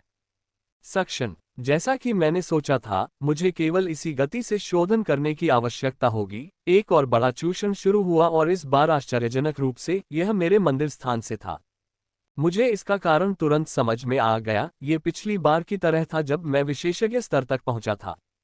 मेरे मंदिर स्थान में जो एक मुहर थी वह एशलिन पर अंकित थी। उस समय मेरे पास केवल एक मुहर थी और अब मेरे पास एक बड़ी मुहर और 7 सामान्य मुहरें हैं, या ये कहा जा सकता है कि अब मेरे पास 17 मुहरें हैं जो मन का एक बड़ा भार लेने जा रही हैं। मैं मन के बारे में चिंतित नहीं हूं। मेरे शरीर में परिवर्तित करने के लिए बहुत सारी बेस ऊर्जा है। मैं मन को परिवर्तित करने के बारे में चिंतित हूं क्योंकि मुझे वर्तमान में स्तर ऊपर करने के लिए मन की आवश्यकता है। ओह! मेरे मुंह से एक आवाज निकली जब मैं सील्स की आपूर्ति और अपने स्तर को बढ़ाने के लिए तेजी से रिफाइनिंग कर रहा था। मैंने अपने रिफाइनमेंट इंजन में बदलाव होते हुए देखा। यह न केवल बड़ा हो रहा है बल्कि इस पर रन भी बदलने लगे हैं। लेकिन मैं ये देखकर आश्चर्यचकित हूं क्योंकि प्रत्येक रिफाइनमेंट इंजन चरणों को पार करने के बाद थोड़ा बदल जाता है। खैर, यह मेरे लिए अच्छी बात है क्योंकि मेरा शोधन इंजन बदल रहा है। बरसेक ऊर्जा को मैना में परिवर्तित करना भी आसान हो रहा है, इसलिए मैं स्रोत को अधिक मैना की आपूर्ति करने में सक्षम था। एशलिन अभी भी बेहोश है, वह बेहोश लग रही थी। उसका स्रोत अभी भी परिवर्तन से गुजर रहा है क्योंकि स्रोत से संबंधित चीजें कभी भी सरल चीज नहीं होती हैं। एक बात पर मुझे पूरा यकीन है, मुझे जल्द ही अपनी फायर क्षमता में एक बड़ा अपग्रेड प्राप्त होगा। वर्तमान में मेरी फायर क्षमता में कोई बदलाव नहीं है, मैं इसे महसूस कर सकता हूं, लेकिन बहुत जल्द इसमें बदलाव आएगा। अरे, आधा घंटा हो गया, अब हम कुछ नहीं करेंगे, पहले मोटे ने उत्तेजित होकर कहा। उसकी नसें जो उसके चचेरे भाई की बातों से शांत हो गई थीं, अब फिर से अजीब व्यवहार कर रही थीं और इस बार पूरी ताकत से। उसे लग रहा है कि जल्द ही कुछ बुरा होने वाला है और वह उस कमीने को जल्दी से जल्दी खत्म करना चाहता है और अपने बड़े चचेरे भाई की ओर भागना चाहता है, जो उसे बचा लेगा चाहे उसके साथ कुछ भी बुरा हो। चिंता मत करो, अगर वह 10 मिनट में नहीं फटा तो हम उसे खुद मार देंगे, दूसरे मोटे ने कहा। उसे भी लग रहा था कि छेद में कुछ अजीब हो रहा है। उसने इस बारे में ज्यादा न सोचने का निर्णय लिया क्योंकि वह लड़का वैसे भी मरने वाला था, लेकिन अपने चचेरे भाई को उत्तेजित देखकर उसने उसे यह कहकर शांत करने का निर्णय लिया कि यदि वह नहीं फटा तो वे उसे 10 मिनट में मार देंगे। खैर, हम समझ सकते हैं कि उसने अभी भी गड्ढा खोद रखा है और जहां तक अभी तक विस्फोट न होने की बात है, तो मैं केवल इतना कह सकता हूं कि उसमें आग प्रतिरोधक क्षमता हमारी अपेक्षा से अधिक है, दूसरे मोटे आदमी ने कहा। कुछ मिनट बाद उन्हें फिर से चीखें सुनाई देने लगीं। इस बार वे बंदूक की आवाज जैसी थीं। दोनों ने एक दूसरे को देखा और खुद को छेद से दूर करना शुरू कर दिया। वे स्पष्ट रूप से समझ गए थे कि इस प्रकार की चीखों का क्या मतलब है। उन्होंने इसे पहले भी कई बार सुना था। जब भी उन्होंने इस प्रकार की चीखें सुनी तो उनका दिल उत्साह और खुशी में तेजी से धड़कने लगा क्योंकि वे इसके बाद होने वाले चरमोत्कर्ष का इंतजार करने लगे, जिसका अर्थ है प्रदर्शन। जब भी कोई आदमी विस्फोट करके मांस और रक्त की वर्षा करता है तो उन्हें आंतरिक रूप से आनंद महसूस होता है और वे इसे और अधिक करना चाहते हैं। यही कारण है कि कल से वे पहले ही 2 बार ऐसा कर चुके थे और ये तीसरी बार है। लेकिन कुछ सेकंड बाद अचानक किसी कारण से चीखना बंद हो गया, लेकिन कोई विस्फोट नहीं हुआ। दोनों ने एक दूसरे को और अपनी होलो वॉच को देखा। चूंकि केवल 4 मिनट ही बचे थे, इसलिए उन्होंने इंतजार करने का निर्णय लिया। यदि अगले 4 मिनट में कोई विस्फोट नहीं हुआ तो वह उस लड़के को स्वयं मार डालेंगे, क्योंकि वह 1 वर्ष पहले प्रतियोगिता में प्राप्त अपमान के कारण अभी भी बहुत क्रोधित था। समय बीतता गया, सेकंड मिनटों में बदल गए और 1 और मिनट बीत गया। अब केवल 2 मिनट ही बचे थे जब उन्होंने स्वयं कार्रवाई की। तभी उन्हें छेद से कुछ निकलता हुआ महसूस हुआ। जैसे ही उन्हें यह एहसास हुआ, उनके चेहरों पर बड़ा परिवर्तन आ गया। एक दूसरे को देखते हुए उन्होंने अपने हथियार सक्रिय कर दिए और छेद की ओर भाग गए। अच्छा, मैंने आंतरिक रूप से कहा कि मैंने पाया कि मेरे शरीर में जो कमजोरी थी वह पूरी तरह से खत्म हो गई है। मेरे शरीर का प्रत्येक भाग ऊर्जा से भर गया है और मैं अभी भी पूरी तरह से स्वस्थ नहीं हुआ हूँ। मैंने पहले से ही स्तर बढ़ाने के लिए आवश्यक सभी मैना की आपूर्ति कर ली थी और अपनी मोहरों को एशलिन मॉन्स्टर कोर में अंकित कर दिया था, जिसके बारे में मैं तब से चिंतित था जब से मुझे बलपूर्वक खिलाया गया था। ये पूरी तरह से भंग हो गया है और मेरे शरीर में बेसिक ऊर्जा का एक छोटा सा हिस्सा बचा है। मैं अंतिम बची हुई निडर ऊर्जा को भी परिवर्तित कर लेता, लेकिन मेरा केंद्रीय भंडार भरा हुआ है और ऐसा कोई स्थान नहीं है जहां मैं उसे खर्च कर सकूं। मैंने वह सब कर लिया था जो मुझे स्तर बढ़ाने के लिए करना था, लेकिन मैं इस छेद में तब तक इंतजार नहीं कर रहा हूं जब तक कि मैं स्तर ऊपर नहीं पहुंच जाता, क्योंकि मुझे यकीन है कि मेरे स्तर ऊपर जाने का आभास और अधिक बढ़ रहा है, ये देखते हुए कि वे किसी भी समय मुझ पर हमला कर सकते हैं। मैं उन पर पहले हमला करना चाहता हूं। गड्ढे में दबने से पहले भी मुझे उनसे सीधे लड़ने का विश्वास था। मैं उन्हें हरा नहीं पाता क्योंकि स्तर में अंतर है, लेकिन वे भी मुझे नहीं हरा पाते और अब समीकरण पूरी तरह से अलग है। अब मेरे पास 17 मोहरों की शक्ति है। इतनी शारीरिक शक्ति के साथ वे दोनों मेरे सामने कुछ भी नहीं है और यही कारण है कि मैंने पहले से ही अपने भंडार की ओर अपना हाथ बढ़ा दिया था ताकि मेरे पास भंडार में रखी अतिरिक्त तलवार को निकाल सकूं। यह अतिरिक्त तलवार ग्रेड 1 तलवार है, लेकिन यह उन्हें परास्त करने के लिए पर्याप्त है। बम तलवार को सक्रिय करने के बाद मेरे ऊपर मिट्टी की एक परत होने के बावजूद मैं छेद से बाहर कूद जाता हूं। मुझे बाधा के बारे में चिंता नहीं है क्योंकि मुझे अपनी नई शारीरिक शक्ति पर इतना भरोसा है कि मैं मिट्टी की बाधा के बावजूद आसानी से सतह तक पहुंच सकता हूं। धप मैं छेद के बाहर बिल्कुल सही तरीके से उतरा, तभी मैंने देखा कि दो मोटे लोग भी अपने हथियार निकाले छेद की ओर आ रहे थे और मुझे छेद से बाहर कूदते देख वे काफी हैरान थे। वे दोनों कुछ देर तक आश्चर्य से मेरी ओर देखते रहे, फिर मुड़कर अपनी क्रूर जानलेवा निगाहों से मेरी ओर देखने लगे। मुझे नहीं पता कि तुम राक्षस कोर से कैसे छुटकारा पाओगे, लेकिन मुझे नहीं लगता कि तुम आज जीवित बचोगे, मोटे आदमी ने कहा, जिसने म्यास्ता जंगल में मेरा पीछा किया था। चलो हमला करते हैं, बात करने का कोई मतलब नहीं है, दूसरे मोटे ने कहा जब वह अपनी गति कौशल के साथ मेरी ओर आया और उसने अपने हमले के प्रकार के कौशल को भी सक्रिय कर दिया क्योंकि सुनहरे भूरे रंग की ऊर्जा ने उसकी तलवार को ढक लिया था। उसका चचेरा भाई भी उसके पीछे पीछे गया, उसने भी अपनी गति और आक्रमण कौशल को सक्रिय किया जो उसके चचेरे भाई के समान ही था क्योंकि सुनहरे भूरे रंग की ऊर्जा ने उसकी कुल्हाड़ी को ढक लिया था। उसने सबक सीख लिया था। मैंने मन ही मन सोचा, अब मुझे उसकी याद आ गई, ये वही मोटा आदमी है जिससे मैंने प्रतियोगिता में मुकाबला किया था। उसे हमला करने का मौका ही नहीं मिला क्योंकि वह हमला करने की बजाय बातचीत में व्यस्त था। मैंने उस मौके का इस्तेमाल हमला करने के लिए किया जिससे वह बेहोश हो गया और मंच से नीचे फेंक दिया गया। मैं उन्हें अपनी ओर आते देख नहीं हिला, बस वहीं खड़ा होकर उनके मेरे करीब आने का इंतजार करने लगा। वे दोनों एक के बाद एक मेरी ओर आए। इस बार मैं उनके हथियारों से बच नहीं सका और बिना किसी कौशल का उपयोग किए सीधे उनसे भिड़ गया। दूसरा मोटा आदमी मेरे पास आया और अपनी तलवार मेरी ओर घुमाई। उसे आते देख मैंने उससे भिड़ने के लिए अपनी तलवार घुमाई। धमाका, धप धप धप। हे भगवान, मैं जोर से चिल्लाया। अभी जब मैं बिना किसी कौशल का उपयोग किए केवल शुद्ध शारीरिक शक्ति के साथ उसके सामने से टकराया तो मैं केवल 3 कदम पीछे हटा। ये कमाल है, वह शीर्ष कॉर्पोरल अवस्था में है जबकि मैं वर्तमान में कॉर्पोरल अवस्था में पहुंच रहा हूं। हमारे बीच लगभग 3 स्तरों का अंतर है और इसके अलावा वह अपने शरीर पर केवल 2 नाइट ग्रेड कौशल और पूर्ण नाइट ग्रेड कलाकृतियों का उपयोग कर रहा था जबकि मैं केवल साधारण ग्रेड 1 तलवार पकड़े हुए हूं और केवल अपनी शारीरिक शक्ति से बचाव कर रहा हूं। दोनों के बीच का अंतर बहुत बड़ा था, लेकिन मैं आसानी से उसके हमले का बचाव करने में सक्षम था और अगर मुझे अपने शरीर पर बेहतर नियंत्रण होता तो मैं एक ही कदम से उसके हमले को विफल कर सकता था। इससे न केवल मैं हैरान हूं बल्कि वे भी हैरान हैं कि वे मूर्खों की तरह अपने स्थानों पर क्यों अचंभित होकर खड़े हैं। सिर्फ एक चाल से मुझे अपनी शक्ति का अच्छा अंदाजा हो गया और अब आगे परीक्षण करने की कोई जरूरत नहीं है।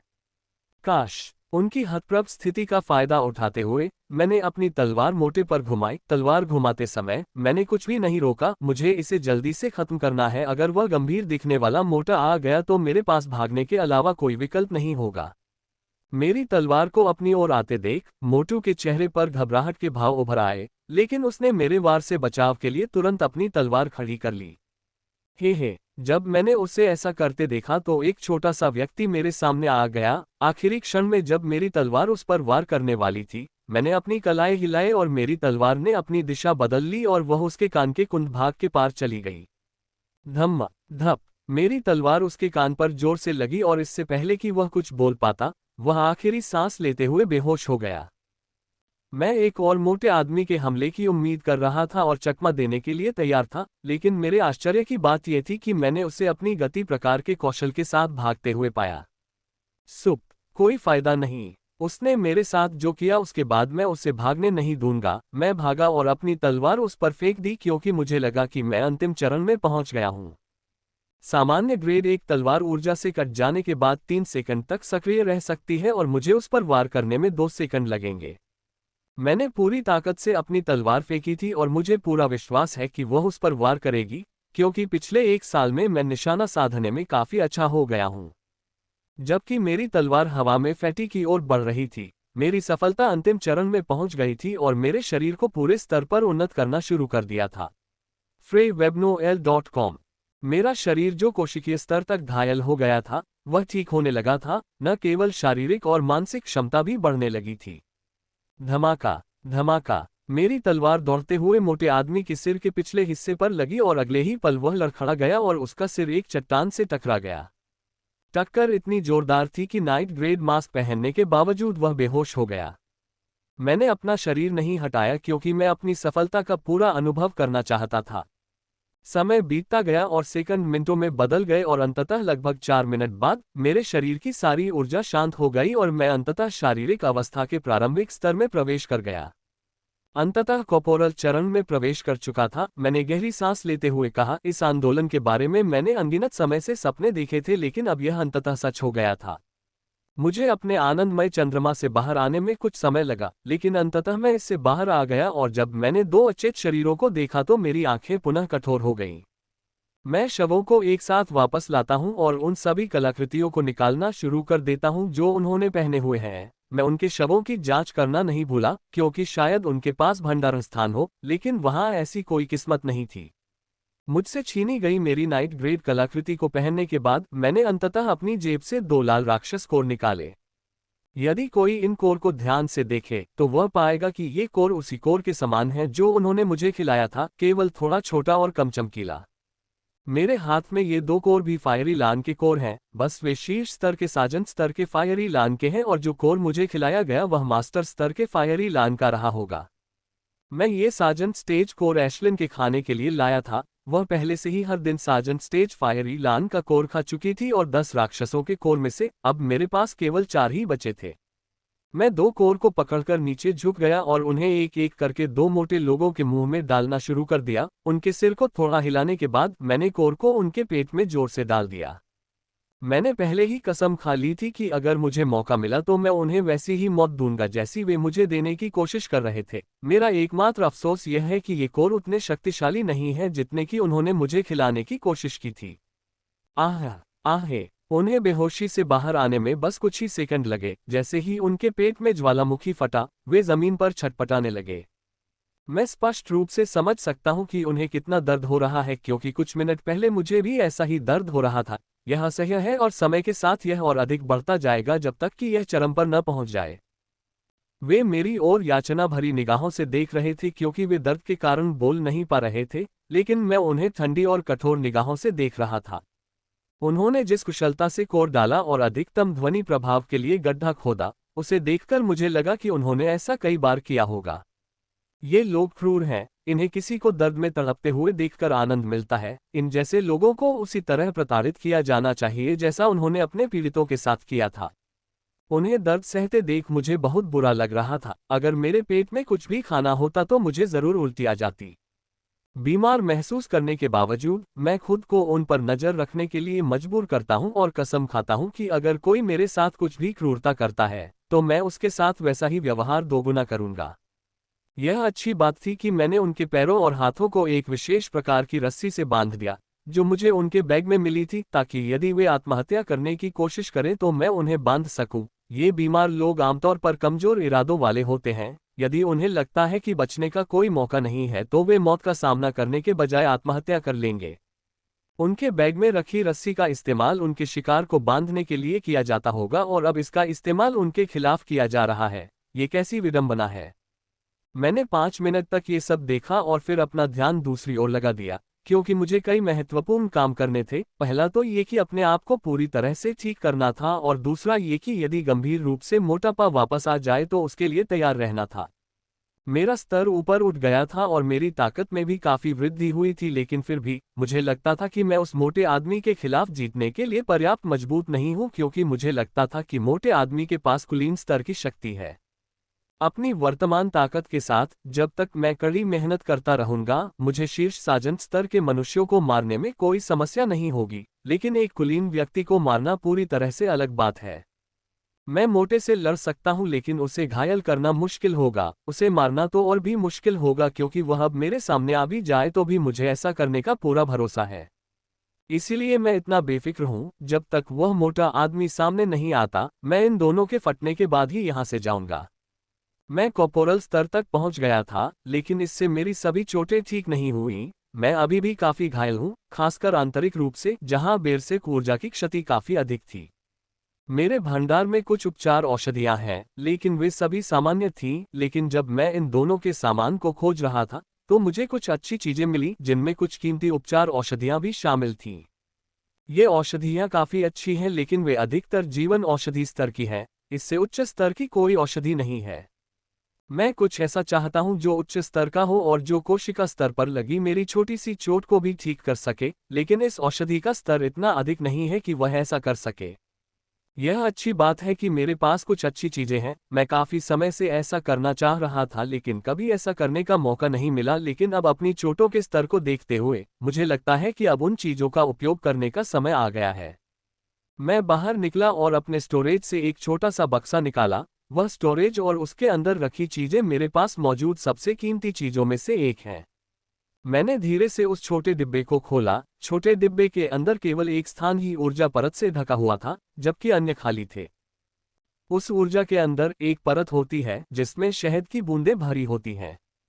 मैंने सावधानीपूर्वक ऊर्जा परत से उस छोटे से मधुकोश के टुकड़े को बाहर निकाला और अपने मुंह के ऊपर धीरे से दबाया।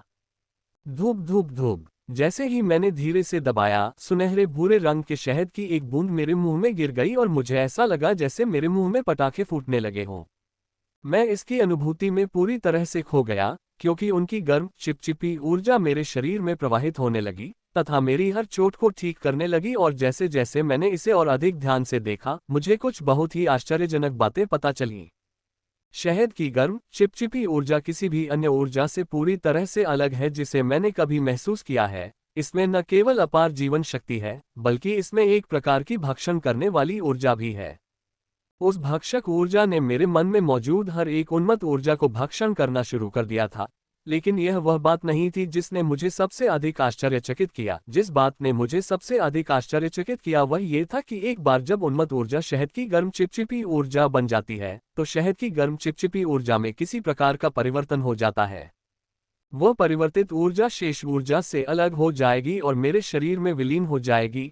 मुझे नहीं पता कि इससे मुझे किस प्रकार का प्रभाव मिलेगा, लेकिन मुझे नहीं लगता कि यह बुरा होगा। मेरे पूरे शरीर में ऊर्जा के इस पृथक्करण के कारण गर्म चिपचिपी ऊर्जा जल्द ही समाप्त हो जाती है और मुझे जो उल्लास की आवश्यकता महसूस हो रही थी, वह भी समाप्त हो जाती है। मैं कितना बेवकूफ हूँ। मैंने घड़ी देखते हुए खुद को कोसा। शहद की बूंद पिए हुए 10 मिनट हो गए थे, लेकिन मुझे ऐसा लग रहा था जैसे सिर्फ कुछ सेकंड ही बीते थे।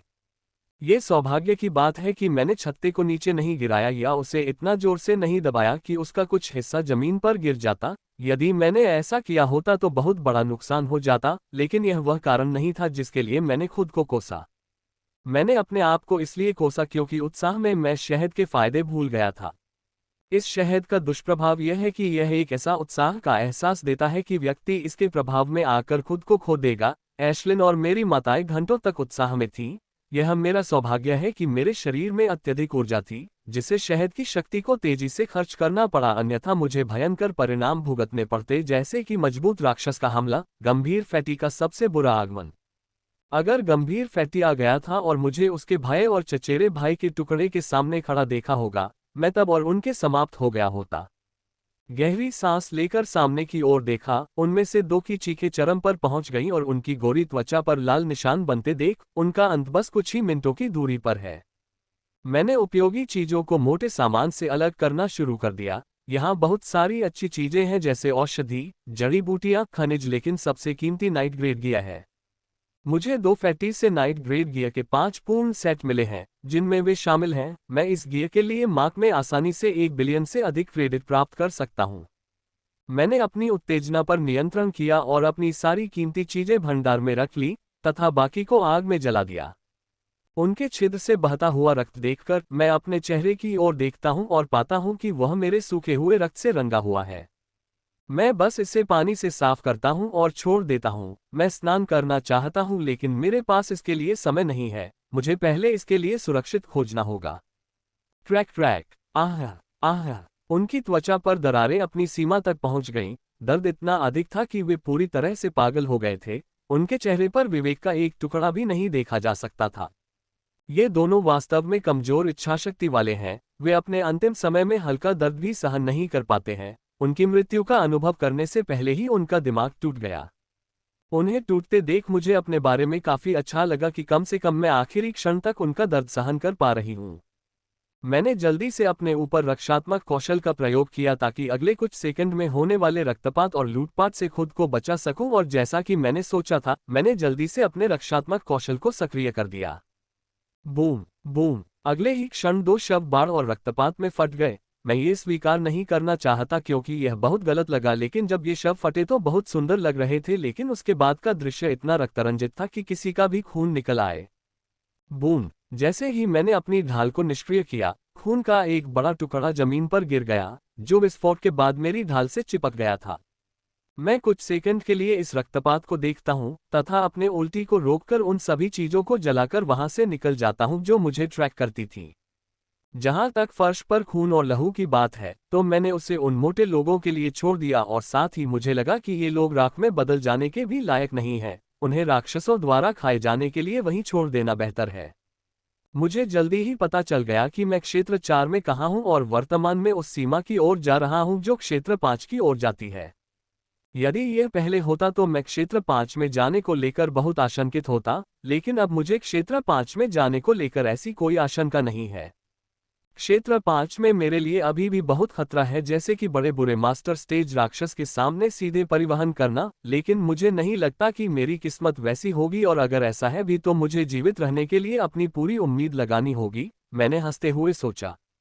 मैं इस समय क्षेत्र 5 की सीमा से 25 से 30 किलोमीटर दूर हूं, जिसे मैं पागलपन की हद तक कवर कर रहा हूं, और मजेदार बात यह है कि मैं पेड़ों पर दौड़ रहा हूं।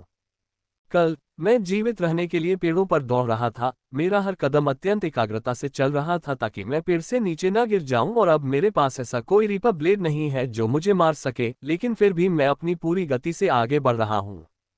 मुझे उस गंभीर मोटे आदमी से कोई डर नहीं है, हालांकि मुझे अभी भी उससे दूर भागने का विश्वास है, लेकिन मैं तब तक उससे भिड़ना नहीं चाहता जब तक मुझे उसे मारने का पूरा विश्वास न हो जाए। जैसे ही मैं भाग रहा हूं, मेरे मन में एक अजीब विचार आया। उन 2 मूर्खों को लोगों के शरीर को उड़ाने का विचार कैसे आया?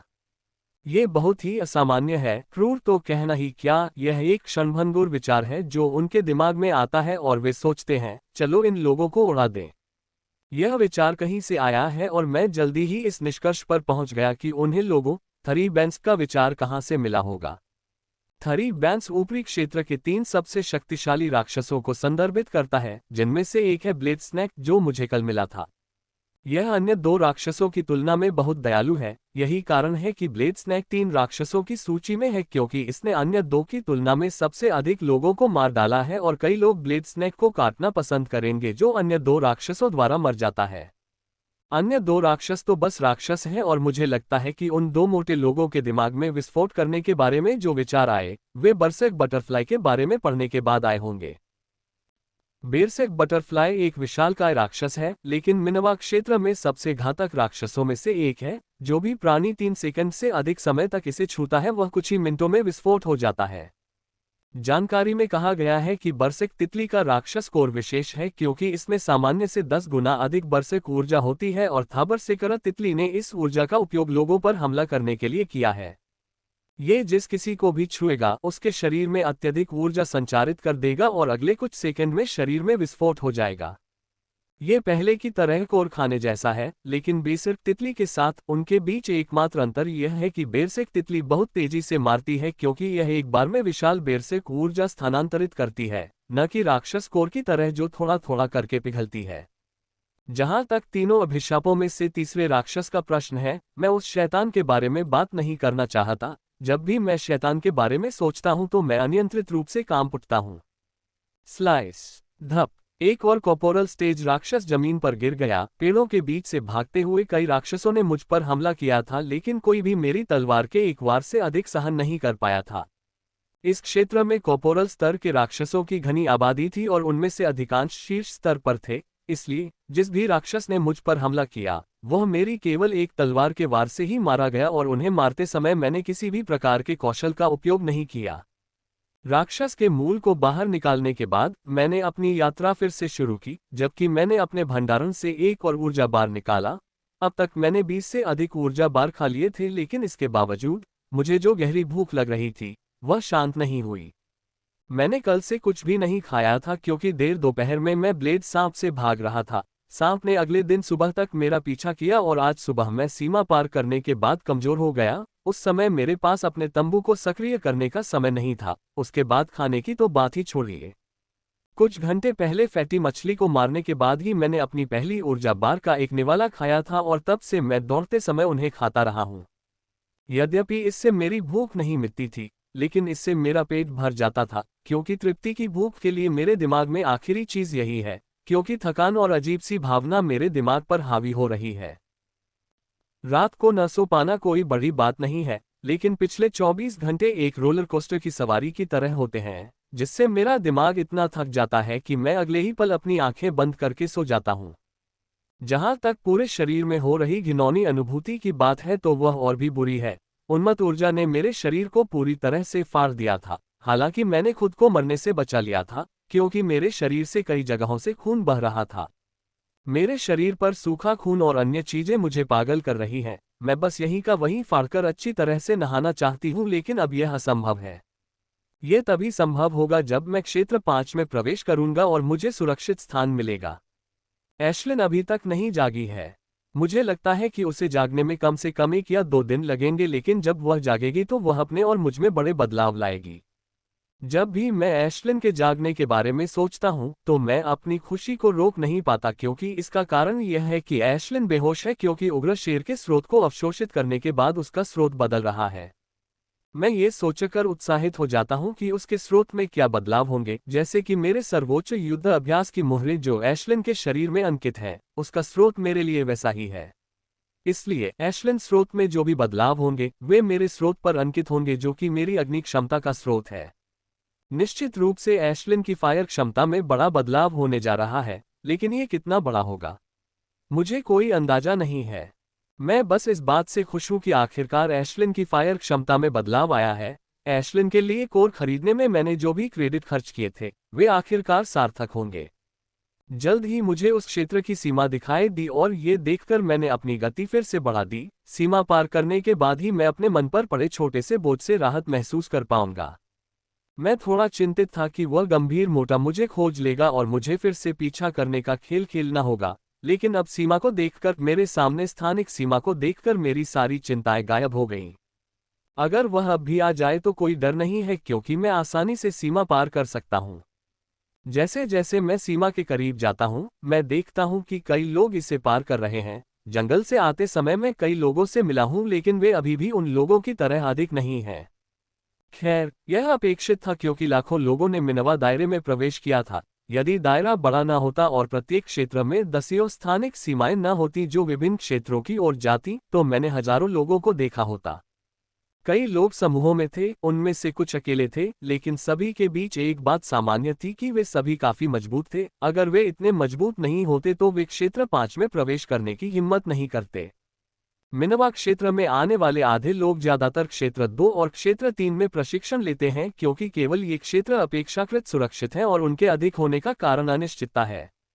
मुझे लगता है कि स्थानिक सीमा की इस अनिश्चितता के कारण अधिकांश लोग क्षेत्र 2 और क्षेत्र 3 में ही रह गए, क्योंकि उनका इस बात पर नियंत्रण नहीं था कि सीमा पार करने के बाद वे कहां पहुंचेंगे, और हो सकता है कि कोई व्यक्ति मास्टर स्टेज के मुहाने पर पहुंच जाए। अपने सामने सीमा को देखकर मैं सामान्य रूप से उसमें चला जाता हूं, क्योंकि मैं सुबह जैसी किसी दुर्घटना से नहीं टकराना चाहता। जबकि माइकल खुशी खुशी सीमा पार कर रहा था, क्षेत्र 4 में कोई उसके बिल्कुल विपरीत मूड में था, और वह व्यक्ति डीन था जिसे माइकल गंभीर मोटा कहता है। डीन जब अपने शिकार का पता लगाने के असफल प्रयास से वापस आ रहा था तो उसका मूड पहले से ही खराब था। उसे ऐसा करने का पूरा भरोसा था, लेकिन उसका लक्ष्य किसी तरह गायब हो गया। उसने अपने राक्षस की मदद से उसे खोजने की कोशिश की थी, लेकिन बहुत देर हो चुकी थी और तलाश में भी उसका बहुत समय बर्बाद हुआ। उसने 1 घंटे तक उसे खोजने की योजना बनाई, लेकिन उसने बिना किसी परिणाम के 3 घंटे बर्बाद कर दिए। वह ये सोचकर वापस आया कि उसके भाई और चचेरे भाई ने अपनी मौज मस्ती समाप्त कर ली होगी और वे उसका इंतजार कर रहे होंगे। लेकिन जब वह उस स्थान पर पहुंचा जहां उसने अपने भाई और चचेरे भाई को छोड़ा था, तो उसने जो देखा उस पर विश्वास करने की हिम्मत नहीं की। लेकिन उसके राक्षस ने उसके अनुमान की पुष्टि कर दी। ये जानते हुए भी कि यह उसके भाई का खून और मांस है, वह पूरी तरह से इनकार करता रहा और अपने भाई और चचेरे भाई का नाम पुकारना शुरू कर दिया, लेकिन पाया कि कोई भी उस पर प्रतिक्रिया नहीं दे रहा है। कुछ समय के लिए वह खोया हुआ महसूस करता है, लेकिन जब उसे होश आता है तो सबसे पहले वह क्रोध में आकर उन राक्षसों को मार डालता है जो खून और चचेरे भाई का मांस और खून खा रहे थे।